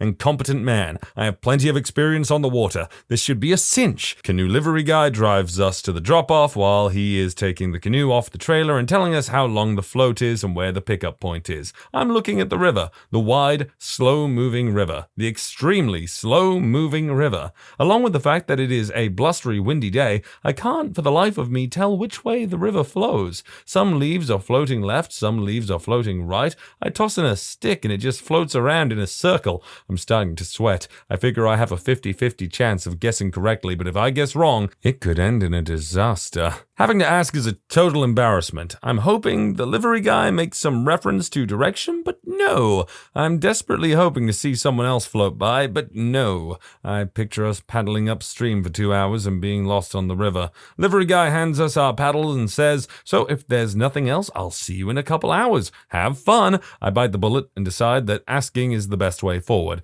Yeah, which way is downstream? Livery guy and super nice lady both laugh, thinking I'm joking. No, I'm serious. Livery guy stops laughing and just points. I'm sure he was thinking that was the most stupid thing he had ever heard. We paddled downriver a bit, and super nice lady says, "Boy, am I glad you asked. I thought downstream was the other way." Anxiety from asking something stupid is a totally real thing, but as I've gotten older, you just gotta bite the bullet and accept that it's better to be safe than sorry. A girl I dated some time ago used to think that pouring alcohol on a fire would put it out because her parents told her. Her parents also told her letting your phone battery die was good for it. Nickel-based batteries, yes, but I believe most batteries nowadays are made from lithium. I was talking about environmental issues with a girl I used to work with, and she wondered why everything wasn't powered by electricity. She pointed to a lamp plugged into a nearby wall. "Look, no pollution. None." She said, "People don't get this, and it's so simple." What did you find out about your spouse only after you got married? Before we got married, I loved how sarcastic she was. After we got married, I realized she wasn't sarcastic at all. Just mean. We're still happily married, though. Ain't that just the way it is? Perspective is a hell of a thing. That she leaves 1 second on the microwave every time because she doesn't want it to beep? That is assuredly undiagnosed autism right there. And low-key kinda cute. He hates grocery shopping. Like, would rather clean the toilet than pick up more than 2 things at the grocery store. It kind of works, though, because I hate cleaning the bathroom. Personally, I like going to the shops. I just like being sent off to do things outside. I would probably be very happy being a courier. 2 months after our wedding, just after we mailed all the thank you cards to our guests, she calmly suggested an idea about our honeymoon, which was another 2 months away. Let's go as friends. What she really meant was, let's get divorced. She genuinely believes her life is meant to be a tragedy, a belief that I couldn't help her shake off. We did manage to go on the honeymoon as a couple, but we filed for divorce within half a year. I hope she's okay. I'm having a blasty blast. That is probably unchecked bipolar disorder. I mean, like, seriously, I understand that maybe a marriage can go off pretty quickly, I suppose, but how the hell do you get married, presumably after knowing each other for at least a number of years and dating for that long too, and just suddenly go after 2 months, "Yeah, this isn't working"? I don't frickin' know. My wife can speak French. We were on vacation last February in Papeete, Tahiti, French Polynesia. My wife starts talking French to everyone talking French. We've been married 25 years! Oh, I think that'd be a thing where I'd be like, okay, what the hell else are you hiding from me? I thought I was the disorganized, messy one. I was not the disorganized, messy one. That 3/4 of the time he spends in the bathroom is spent on iPad time. For years, I thought he was struggling with digestive issues. Nope, just the Simpsons game. What are we talking here? Does he have some kind of super powerful iPad that can at least run a PS2 emulator and a game of Simpsons Hit and Run? Because yeah, I can understand why he spends 25 minutes in the bathroom on iPad time with that. Or is it that really stupid Simpsons clicker game or some crap, whatever the hell it is? God, I hate mobile games. The only game I actually have on my phone is frickin' Chrono Trigger, and yet I struggle to play that still because I like feedback when I'm doing stuff in a game. He thought the word subtle meant the opposite of what it means. All through dating in the first few years of marriage, marriage, 7 years,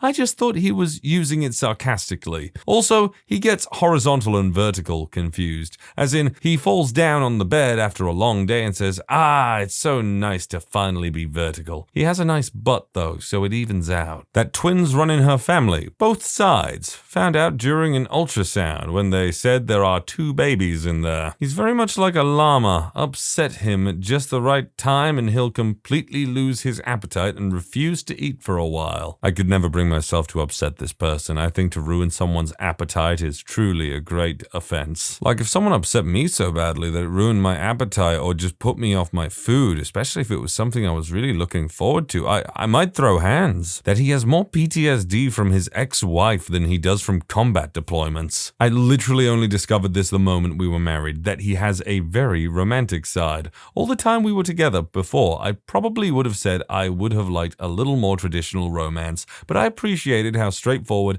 and pragmatic he was about other things and thought I can't have it both ways. I could add that he is a theoretical physicist who works with engineers and he has the personality to match. He always said he thought marriage was essentially meaningless. Eventually, for external reasons, we decided to do it. I proposed to him, by the way, with a new watch. We threw together a cheap little ceremony in a few weeks to get it over with, as we both put it. He put on his suit, I put on my pretty dress. We had the officiant there that I found on Yelp 2 weeks before and got started. However, when it came time for the vows and the ring exchange, I suddenly found myself facing a very sentimental man who was clearly deeply in love with me and overjoyed to be marrying me. After that, the same man who took years to feel comfortable holding my hand in public for even 5 minutes was hugging and kissing me in front of everyone at every moment he could during the ceremony. Then he wanted to celebrate every week-iversary, then every month-iversary, with romantic dinners and having the same cake we had at our wedding. He starts celebrating at 12:01 a.m. on our anniversaries. He gazes lovingly at his wedding ring and always wants me to do the Wonder Twins thing with him by clicking our rings together. Who'da thunk it? That is legitimately so sweet, and I hope that this couple is together still and very, very, very happy. That Rice Krispie treats are his favorite baked good. He had never so much as mentioned them before to me. 2 years married and suddenly this bombshell out of the blue. But seriously, after we got married, I realized that he wasn't as calm as he seemed. He can actually get very anxious, like a normal human being, and if he doesn't do something active for a few days, work out, run, etc., he gets hyper like a 3-year-old on a sugar high, manic, can't sit still, loud singing. It's quite something to behold. That sounds like undiagnosed ADHD. I should know, I am diagnosed with ADHD.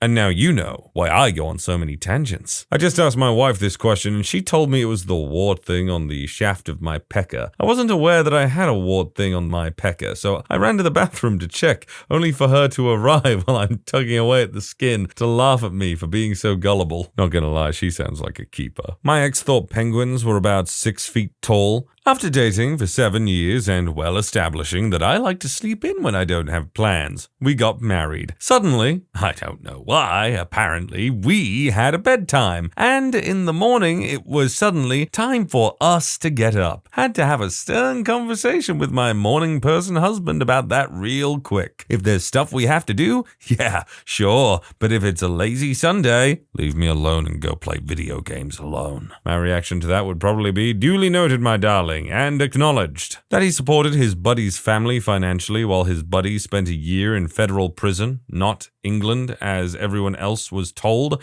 My husband kept his buddy's employment open by doing his buddy's job as well as his own job during that year. Another one was that we were married about 3 years before I found out he had once given his cousin a stack of signed blank checks because she was a single mom and struggling to pay her bills. Your husband sounds both generous and also very, very loyal. My wife can make balloon animals, and I never knew it. One day we were sitting at home with the kids, and after I brought home the wrong type of balloons out of nowhere, she twists up a dog. then a monkey. If I discovered this about my spouse, I would be bringing them balloons a lot. I would be like, darling, you sit down. Don't bother doing the dishes. Don't bother cooking even. I'll take care of all of it. If I discovered this about my spouse, it would just be like, darling, I will take care of all the chores. I need you to sit down and twist me up 200 monkey balloons. My grandpa told my grandma he was Italian. They got married while she was pregnant and she had not met his family yet. When they did go to meet his parents, they were talking in Ojibwe, a Native American language, and she looked at him and said, that is not Italian. What are they speaking? And that's how my grandma found out that she was married to an Indian, not an Italian. He had never had a peanut butter and jelly sandwich in his life, and I found this out when we were married for more than 5 years. I made him his first PB&J when he was 30, and he was blown away by how good it was. Darling, you have given me so much in this life, a shoulder to cry on, a son, love, but most of all, that bangin' PB&J sandwich, baby. That he was married before. We've been married for over 10 years. I found out last week that the divorce from his first marriage was never filed, so my marriage to him is not valid. I found out my husband leaves everything open, so every drawer, door, cabinet, etc. that he opens will stay open. He also found out that I'm even clumsier than he thought, and on my way to close one cabinet or drawer, I will definitely hit my head on an open cabinet or trip over a drawer. Now, he only leaves a few cabinets open at a time. Progress. He's literally never cleaned a thing in his life. No idea how to vacuum, clean toilets, or a shower. It was interesting. He's much better now. My wife has a very strong opinion on natural foods, added sugars, preservatives, and organic growing methods. After we got married, I noticed that several staples of my diet were slowly being phased out. The other shoe didn't fully drop until we had kids, at which point everything was evaluated for content before purchase, and many things were just barred from being brought into the house. This isn't a bad thing. I'm healthier than I have ever been in my life, but she didn't show any of the signs of being this crunchy before we got married. Here's the answer, my friend. You see, usually when someone exhibits signs of being a control freak early on in a relationship, it can be a major turnoff. But that is simply my humble opinion. My wife is a sleep talker. I'll go along and speak to her for a while, and she never remembers anything, 2 to 3 times a week. Once she was dreaming that a tornado was bearing down on the house, and she was trying to round up pets and children. She was crying and calling out, so I got up and grabbed the corner of the mattress and started lifting and shaking the hell out of the bed, saying, "It's here, it's on us!" She cried and screamed even harder, reaching around for the kids as she slowly came awake and realized what was going on. She threw a book at me and called me a butthole and went back to sleep. Can confirm, I'm a butthole, but damn, it was funny. How shockingly alike we are. We're going on year number 5 together and year number 2.5 married. She and I think so much alike that it's scary, to the point where we say the same things at the same time in the same exact way on a daily basis. If I didn't know for a fact that she wasn't my Earth 11 or Rule 63 counterpart, then I'd be worried. Not after marriage, but after moving in together. I would wake up early for work and tickle one of his feet. He would snatch it back under the cover quickly and then slowly push it back to its spot peeking out from under the blanket. I thought this was a cute game we played whenever I was leaving for work, and I did it every morning for almost 2 years. Then one day after I had moved in, I did it to him while he was awake, and he gave me a confused look and asked, "What are you doing?" I told him I was just trying to play our morning tickle game, and he had absolutely no clue what I was talking about. Turns out he's only ticklish when he's sleeping, and I was unknowingly playing a game alone for almost 2 years. She's right, that is cute. That her butt functions as a low-level foghorn on some mornings. That she was gay. This is significant because I am straight and assumed she was as well. Not after we got married, but after she got pregnant. She used to drown stray cats in a bucket. Yeah, I have custody of our kids now. Anyway, she was pretty normal acting for the most part until I personally think the hormone changes of pregnancy did something to her. She frickin' lost her mind. Living in a mother's state, there was not much I could do about it, unless she actually wanted to have a psyche evaluation. So I stayed with her to protect the kid, then kids, until one day she took the kids and ran off with her lover. Mother's state, still not so much I could do about this. About a year later, I get a call from CPS, essentially saying her and her lover had been torturing the girls ruthlessly and allowing illegal substance abusers to take advantage. She is a sociopath. Remember, kids, sociopaths know how to look and act acceptable unless something happens. You seriously cannot spot one in the wild. Sometimes, only sometimes, I think we need to bring back asylums. This took a really dark turn. About to celebrate 2 months of marriage, so I'm still part of the newlywed club. My husband and I didn't live together until we got married, and I discovered his sleep talking, which happens almost every night. He's had a full conversation with me, thinking my name was Steve-O, yelled, "2 players now, who's going down?" But my personal favorite is when he rolled over and said, "I just know it's gonna be a happy Halloween soon." The extent to which she thinks farts are funny. She let on that they were humorous before we got married, but now I realize she thinks they're goddamn hilarious. A good fart can always put a smile on her face. I found out that my wife wanted to get fat and sleep with a variety of men and not have a job while I was off trying to support the family. She got dropped like a frickin' hot potato.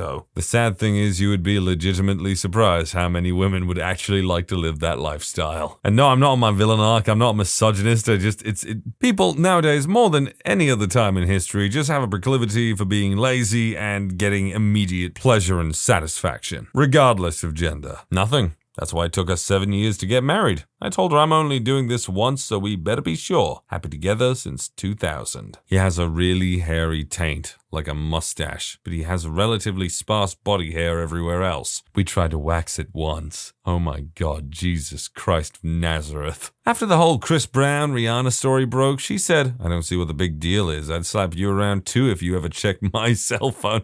Oh my God. My husband is in an army and he usually gets up around 5:30 a.m. He likes to hit his snooze button 3 to 4 times before actually getting up. Yeah, I did not put up with that for long. My wife and I discovered horrifying things about each other, because after we married, we shared the one car. I will drink a coffee that has been out all day. It's normal for me to put a giant jug of iced coffee in the car and then sip from it intermittently for many hours. My wife, it turns out, often feels congested. She'll discreetly hock a gigantic loogie into any discarded coffee cup nearby. I would drive the car in the morning, then we'd switch midday and she'd take it for the afternoon. Then I'd take it back in the evening. Twice I picked up my neglected coffee and took a long draw. The straw is blocked, needed lots of suction, then something icy and slimy slithered into my mouth. We have 2 cars now and I keep them both stocked with tissues at hand. Yeah, I think that'd be the wise choice. Oh God,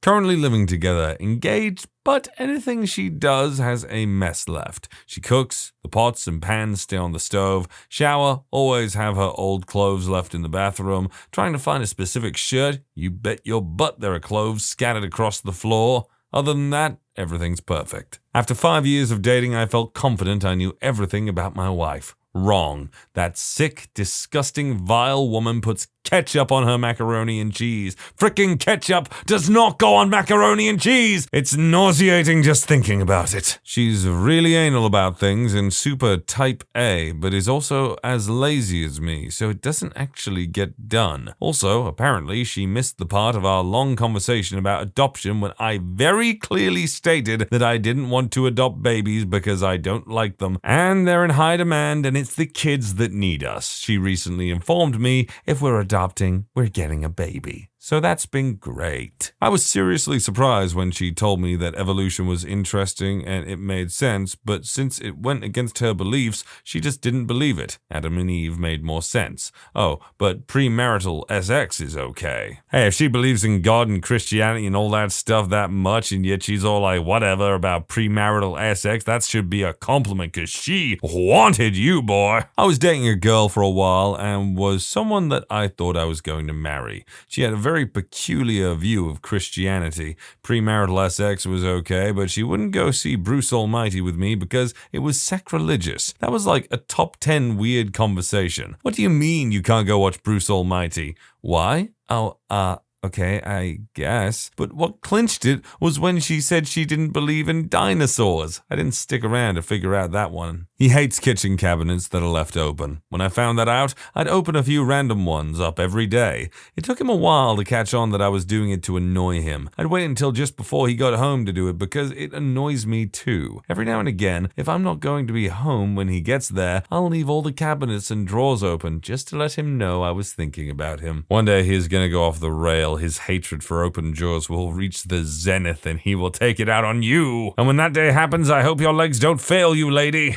My sister found out 3 years into her relationship that her husband used to be an NFL wide receiver for the Green Bay Packers. She thought he just played beer league football casually with his friends. They were sitting around watching a football game on TV, and he knew really specific details about certain players. She asked him how he knew all this, and he said he was pretty good friends with him. The conversation kept going, and he finally admitted to playing in the NFL with him. His family would never talk about it either. She would be over at his house, and his sister told her that his college games were pretty fun to go to. She never brought up that he was the star wide receiver playing in front of 70,000 people. That he has an infuriating habit of throwing things away that shouldn't be thrown away. He is an extremely clean person, and I love that about him, but he takes it overboard. For example, we will have half a tub of butter and see another tub at the store that's on sale for a decent price. So we will buy the butter that's on sale. Well, instead of using up the half tub of butter at home, he will just throw it away and open the new one. He does this not just with butter, but with every single food item you can think of. He also throws away things that in my opinion are very important, but in his opinion are causing clutter, which he gets super anxious about. He has thrown away a DVD collection, our lease, brand new clothes that myself or my kids haven't worn yet, and so in his mind never get worn, blankets, towels, shoes, etc.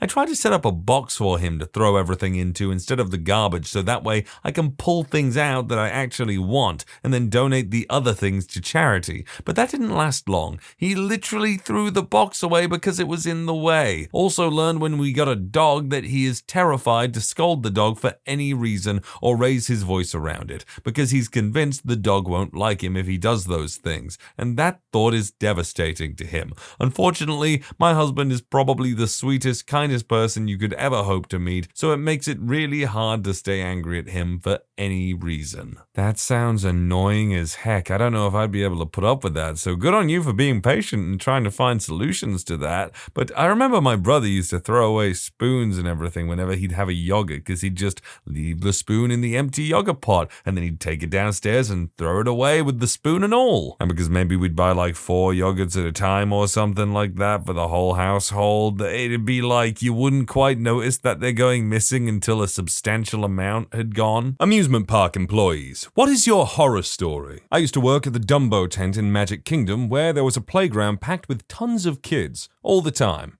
One time, this little kid banged his head on a metal bar and started bleeding. However, this didn't stop him, so he just kept running. Then I noticed other kids were just running through the pool of blood that the hurt kid made. We had to shut down the tent for hours, and several kids had to be brought to the medical area to make sure they were okay. I was riding operator at Knott's Berry Farm from 1986 to 1988, and one hot July, we had a low water alert at the Timber Mountain log ride. Water is what slows down the log when it reaches the bottom of the runout, and I don't remember why we had low water, but the logs were coming down really quick and making the horseshoe turn at the end rather speedily. It was a high-capacity day, and despite having the low water warning, we were told to keep the ride running. I was working dispatch, and we had a guy at the point where the flume separates into 2 channels heading into the station, keeping an eye on the descending logs. Suddenly, he yells, "Shut off the lift!" and I do it without a single bit of hesitation. One of the logs had achieved so much speed that it had neglected to make the horseshoe turn, hopped the concrete flume wall, and was hung up, partially remaining in the flume. We were operating at maximum capacity that day, 22 logs. And the next log had just appeared at the apex of the drop. Had it not been for our point guy, that log would have continued down the drop, collided with the stranded log in the horseshoe turn, and that would have been seriously no bueno. I worked in a video arcade at an amusement park in the early 80s. Most awesome time ever to work in an arcade. We were shutting down for the night and I went to the corner to turn out the lights. There was a passed out teenager sprawled out on the floor by a video game. He was out cold and it took 4 guys to carry him to the security station. Who the heck pays to get into an amusement park while being absolutely off their face drunk? You're just asking for a puke-filled, never going to remember anything experience. I actually recently went to California and my friend offered to take me to Knott's Berry Farm, and I know that was the previous story. I don't know why I didn't say it then, but I just kind of only now remembered, oh yeah, that's why Knott's Berry Farm sounds so familiar. Is it actually America's first theme park? The internet says it is, but I've become more and more apprehensive as time goes on about the information that I get off the internet. But that would have been really cool to visit America's first theme park, because I'm a big fan of roller coasters, rides, just theme parks in general, to be honest. But sadly, I couldn't dedicate the entire day to traveling to a theme park, going around all the rides, and then traveling back. I had people to meet and stuff to do. I used to work at Six Flags. There was a sugar daddy and sugar baby couple who decided to sneak into our locker and storage room during a big rush in order to have SX. We caught them when we realized the door was locked and got the keys to unlock it, and we smelled a heavy scent of SX and sweat, and saw a very dirty panty liner on the floor. Security was called and they were escorted out of the park. You were right to do so. Theme parks are there for fun and rides exclusively. I mean, not that kind of fun and ride. You know what I mean. Working at an amusement park is a ride-up for the first and last time this summer. I work a floorless roller coaster, so naturally I get kicked by about every other guest whose seat I check. One day, I was checking seats as normal and a teenage boy kicks off his gross, old navy flip-flops and asks if I can put them in the bin for him as he forgot and he's already locked in. Sure, not a big deal, as I take shoes all the time. I come back to check his seat and he nailed me hard in the shin with his uncut toenail. I knew it had broken the skin, but I didn't assume it was bleeding or anything. I check the rest of my seats and go back to my safe zone to clear the train, and there is blood dripping all down my leg. I had to be taken out of position to go deal with it because it was bleeding that bad. I've had some pretty bad stuff happen this summer, but this one was accompanied by a scar and a potential infection. I can beat this. I can beat this so easily. Okay, so when I was a kid, me and my brother were messing about in a paddling pool in the back garden, and I jumped at him because he kept on bugging me. So I was like, I'm gonna get my revenge on him. So he's reclining, relaxing in the pool, in the little paddling pool, just the blow up ones, and I leap at him and he puts up his foot directly at my face and his uncut toenail stabbed me in the eyelid. My eye's fine, but it was bleeding profusely, and I come running in to my mom and her friend sat down in the kitchen, and they're like, oh my god, what happened to your eye? I'm pretty sure her friend literally was being sick or something. He couldn't look at me. And you can't really tell just by looking at it immediately, but I have a little scar that goes across the very top of my eyelid now. I no longer have the pleasure of working there, but I used to have a summer job at Kings Island, a big theme park in Ohio. If you aren't familiar with Kings Island, there is a 1/3 size replica of the Eiffel Tower smack in the middle of the park. That's where I worked. One day, I was sitting at the base of the tower when I hear this splashing sound off to my left, followed by the sound of disgusted preteens. Long story short, somebody couldn't handle the altitude at the top of the tower and projectile vomited off the side. Mind you, that vomit came crashing down on the party of adolescents from 315 feet up, so it had to be going pretty damn fast. I quit not long after that, actually. I used to work on a log flume ride in a small UK seaside town, and there were a couple of regular things that kept happening. At the bottom of the log flume is a pool area where people get on and get off the logs. The water is only a few inches deep,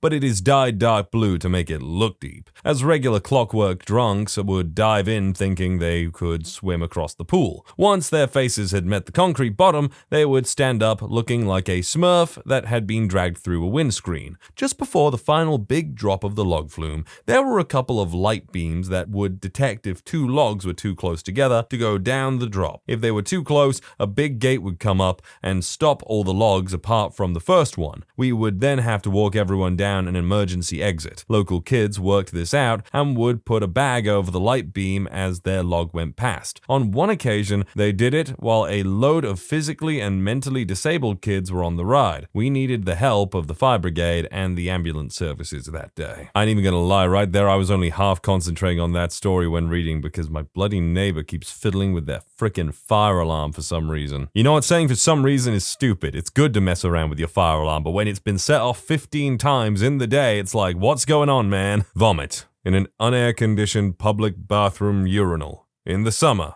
in the southern US. Then imagine what it smelled like after they applied the sawdust. I'll never forget that smell. My stomach hurts just thinking about it. And this was 20 years ago. But the real question is, buddy, what theme park do you work at? I was working at Disney World when the monorail collision happened and killed the pilot. While I wasn't at the platform, I had a roommate who was a monorail pilot, and things were a little odd for a few days after that. We were told to not answer any questions about it. The monorail was turned off between Epcot and MK for a few days. Tensions were high. People didn't feel safe, even though this happened in the AM and was a legitimate accident. Suffice it to say, the nose cones of the monorail are designed to crumple on impact. I wasn't there when it happened, but I work at a Dutch theme park. One day there was a malfunction in the roller coaster, just before it would have gone over the edge of the elevator. My coworkers climbed up. There is a set upstairs next to the elevator, told everybody on the train there was a malfunction and that they would be removing everybody from the train. The bracket that kept everybody in their seats were released. These are hydraulic and can be remotely released. And my coworkers started removing people, but they didn't think about what they were doing and started removing people at the back of the train. This moved the center of gravity of the train forwards, prompting it to go over the edge at some point. People were still on that train, holding on for dear life while the train sped up and went through a couple of loopings and corkscrews. Luckily, nobody got injured. That legitimately sounds like a nightmare I had once when I was a kid. Or like, I don't know, Final Destination. I worked at Six Flags Great Adventure as an operator for several years, worked on a bunch of rides. My first year, I reluctantly got trained on a family ride due to staffing issues. The premise of this ride is that it creates an illusion to make you feel like you're going upside down as you sit in a bench that moves back and forth. The bench is encased by a pentagon with various ceilings and floors to assist in the illusion. Anyway, I was setting up for the morning. The ride is controlled from a separate operator booth that can view the bench area through a camera. The operator that morning neglected to check the camera and started the ride as I was walking through the area, checking for cleaning. It took a solid 30 seconds of me screaming for the operator to stop to realize I was there. If I had been on for the full ride cycle, I likely would have been able to hold on to a restraint, but a wrong move and I could get stuck behind the bench and the wall. I don't know why, sometimes when I read these, it all sounds serious and then it turns out to all be a joke, and I was just imagining them going, if I was on there for the full ride cycle,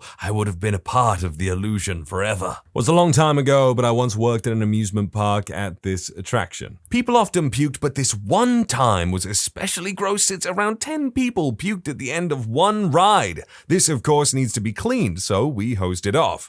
Usually this is enough to clean it off, but since there was so much puke and now water, we had to dry it using a trick that we used in the end of the days when cleaning it, which was spinning the ride to let the water exit through the side of the ride. When doing this after the park is closed was one thing, but this time the park was open. So before spinning it up, we kindly said in the speakers, please leave the queue area. We need to dry the ride. There will be contaminated water flying in the vicinity. No one moved. We tried 2 more times, but there were still loads of people. So we spun it up. The people fled as soon as they started to get covered in a warm mix of water and puke. We laughed our butts off while seeing bits and pieces bouncing on our windows. Poor people, though. I get it when you're in an amusement park and there's like an announcement or something. You're all taken aback by, the sights, the sounds, and maybe, the speaker announcements. You're like, unless I hear my name or something specifically, it probably doesn't refer to me. So you kind of tune it out. But, I would probably hear contaminated liquids hitting the area and I would be like, okay, I'm gonna move now. I worked at a theme park run by a certain mouse and worked at a boat ride. Was pregnant at the time and training. We had to put on waders. go into the water and practice how to evacuate guests off the boat in case we needed to do it. This ride goes down frequently. Evacuation happens all the time. Trainer told me if a guest fell into the water and their head went under, they would immediately have to be taken to get a tetanus shot. I wondered why the heck I was standing in that water pregnant. Didn't stay at that attraction for very long after that due to other reasons. I've got lots of stories about questionable practices by the managers, but I will never forget that experience. I wasn't a ride operator but a games operator, working at Elitch Gardens in '97. There was an employee working in rides who died on the Sidewinder. For those who don't know, the Sidewinder is an old ride that was still fun. You sit in a 2-seat car, over-the-shoulder locking harness. You go forward in a straight line through the loop, then backwards the way you came. Well, the employee saw something, but she'd already given the motion to release the cars. She tried to reach for the object, but it was out of her reach. She slipped and fell to her death when the cars went. I was on my way in when it happened, but I plainly and clearly remember the aftermath. The ride was shut down for a while, and everyone was upset. The game I was assigned to was Fool the Guesser, and the station I held was one of the ones right near that ride. Games people in that zone were pretty plainly used as a distraction for a week and were told not to speak about what happened to anybody. Sidewinder was never fun for me after that. In the same year, in the same park, manager liked my ability on the guessing game, put me on a special game for a few hours, the one where you toss a ball into a bucket at an angle. This game is not rigged, but it is a cheap baseball, and the bucket is very hard to land the ball in. He tells me under no circumstances am I allowed to give out one of the really big stuffed animals. The ones at this location were exceptionally huge, German shepherd-looking dogs with colored bandanas on their necks. This man comes up with his wife and kid, says he must have one of those dogs. Manager is on lunch, won't answer his radio. I tell him I can't, but if he plays, we can go from the start. Guy lays out $700 and asks how many balls he can get for it. I do the math and just put all the balls I have in a bucket in front of him. I forget the exact pricing of the balls, but it was something like 16 buckets worth of balls. He starts playing and shoots pretty well. He's not angry, just focused. His wife and son and I start talking and he's having a good time. He gets the target amount of balls in about 3/4 of his money through, tells me to keep the rest. I get up on the ladder and get him his very hard-won, very expensive toy. 15 minutes later, manager comes by with 3 others and pulls me out of the game. I told you under no circumstances, but yet you ignored me. I said, I know, but look, and I pulled out $700 and laid it on his hands. He's just floored, speechless. Other 2 managers who I figured had come to suspend me or fire me instead do a hurried conversation, take me into the counting down room and show the manager. He nods, I'm not fired, but written up. I take it with a smile. For the hour I was in that game, I made $750 and was a little in awe of a guy who'd lay down 2 months' rent to be a hero for his 5-year-old kid. I really hate this manager's attitude. If he doesn't want to give the goddamn dogs away, don't have them on the goddamn prize shelf. I worked in the games division of my local theme park. Basically, you stand inside a sweltering hot booth for roughly 8 hours a day, screaming stuff about how great your prizes are into a mic set. I worked one of the more popular games during the Minions craze, and it was a nightmare. It was one of those water race games where you shoot a target with water and try to get to the top first. The only thing I had control over was pushing the on button once I turned on every player's gun. This is gonna be long, but let me take you on a journey. 1, people threw fits because they wanted their favorite minion, and even if it was the same minion in a different pose, it wasn't good enough. I had multiple people reject the same minion plush because it was waving. 2, when we would run out of the more popular prizes, people would become violent and attempt to tear down the display in a desperate attempt to get their favorite plush. All they had to do was come back in about 20 minutes and all the prizes would be brought over from the warehouse. 3, being called a C-word in front of many very young children by an adult woman because she deliberately put herself on a broken gun despite me informing her that it wouldn't work. She demanded a refund. 4, 2 adults doing a protest march outside my booth because they lost and wanted a prize. 5. Being told by an adult man that he would kill and grape me for making him lose. He was in front of his child. Number 6. Getting cussed out by a mother because she tried to make her kid take a poo behind my booth and I asked her not to. The bathroom was 5 feet away. 7. Being stalked during the first week of my working there. Thank you, undercover security. Number 8. Had a man wait until the park closed, then follow me out through the employee exit. I didn't even know he was following me until security stopped me and told me to stay with them while he was escorted out. 9. Not my division, but I worked in the area where a health code inspector came for vacation and actively decided to write up one of our hot food places because it was a, and I quote, human rights violation. Servers actively passed out in the heat and the serving booth didn't have any windows or ventilation. 10. I worked there for 3 years. First week of the new season, I get a throat infection from yelling. Call in, go to the doctor. Doc tells me to get 3 days rest or I'll mess up my throat. Call work back. Tell them about my absence. Return to work. Provide doctor's note. A few days later, I get slapped with a warning for being unreliable. I refused to sign the documents because I provided a doctor's note and they knew about the absence. They return a few days later and say,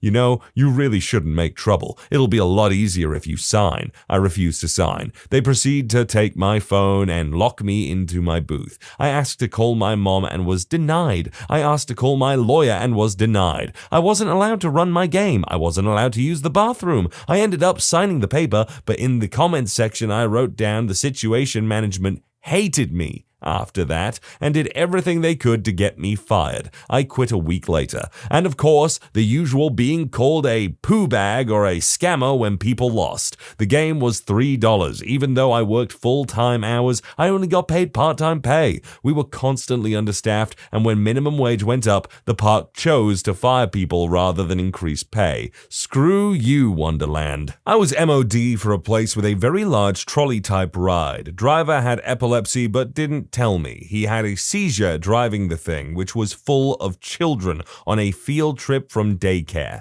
some with special needs, several pregnant women and an older lady who broke her back so severely that she spent months in a specialized hospital in traction. I still have bad dreams about the sight of the trolley, half stuck in a lake, and the children sitting on the ground crying with the broken back woman screaming for help.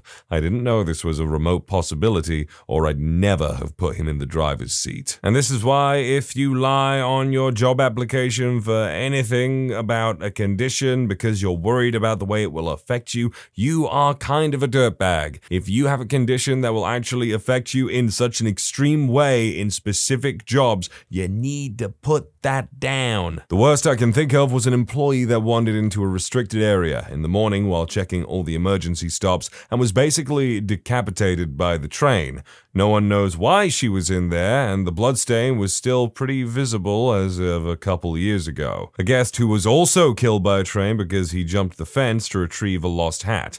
As for non-lethal, an employee jumped off the tracks onto the ground one day and completely busted both of his legs on impact. Also, while doing a safety ride on a smaller coaster in the morning, a giant metal hook was hanging down right at head level. Thankfully, I ducked in time and frantically motioned the crew not to load the guests as soon as I arrived back. On the same ride, also during a morning safety ride, a water ride above had broken and was pouring a waterfall above our track. Spent the whole day soaked. There are many more incidents at this park, but these occurred in the 5 years that I worked there. Oddly enough, still the funniest job I've ever had. Why was there a dangly metal hook at head height on a ride like that? I expect literally 0 sharp dangly hooks anywhere near any freaking roller coaster ride or anything at all times. I don't think that's an unreasonable request. When you subscribe, make sure to hit the bell to turn on notifications. Put the playlist on in the background to finish listening to all the stories. And if you like Am I the Genius, give Am I the Jerk a shot. Linked in the description below.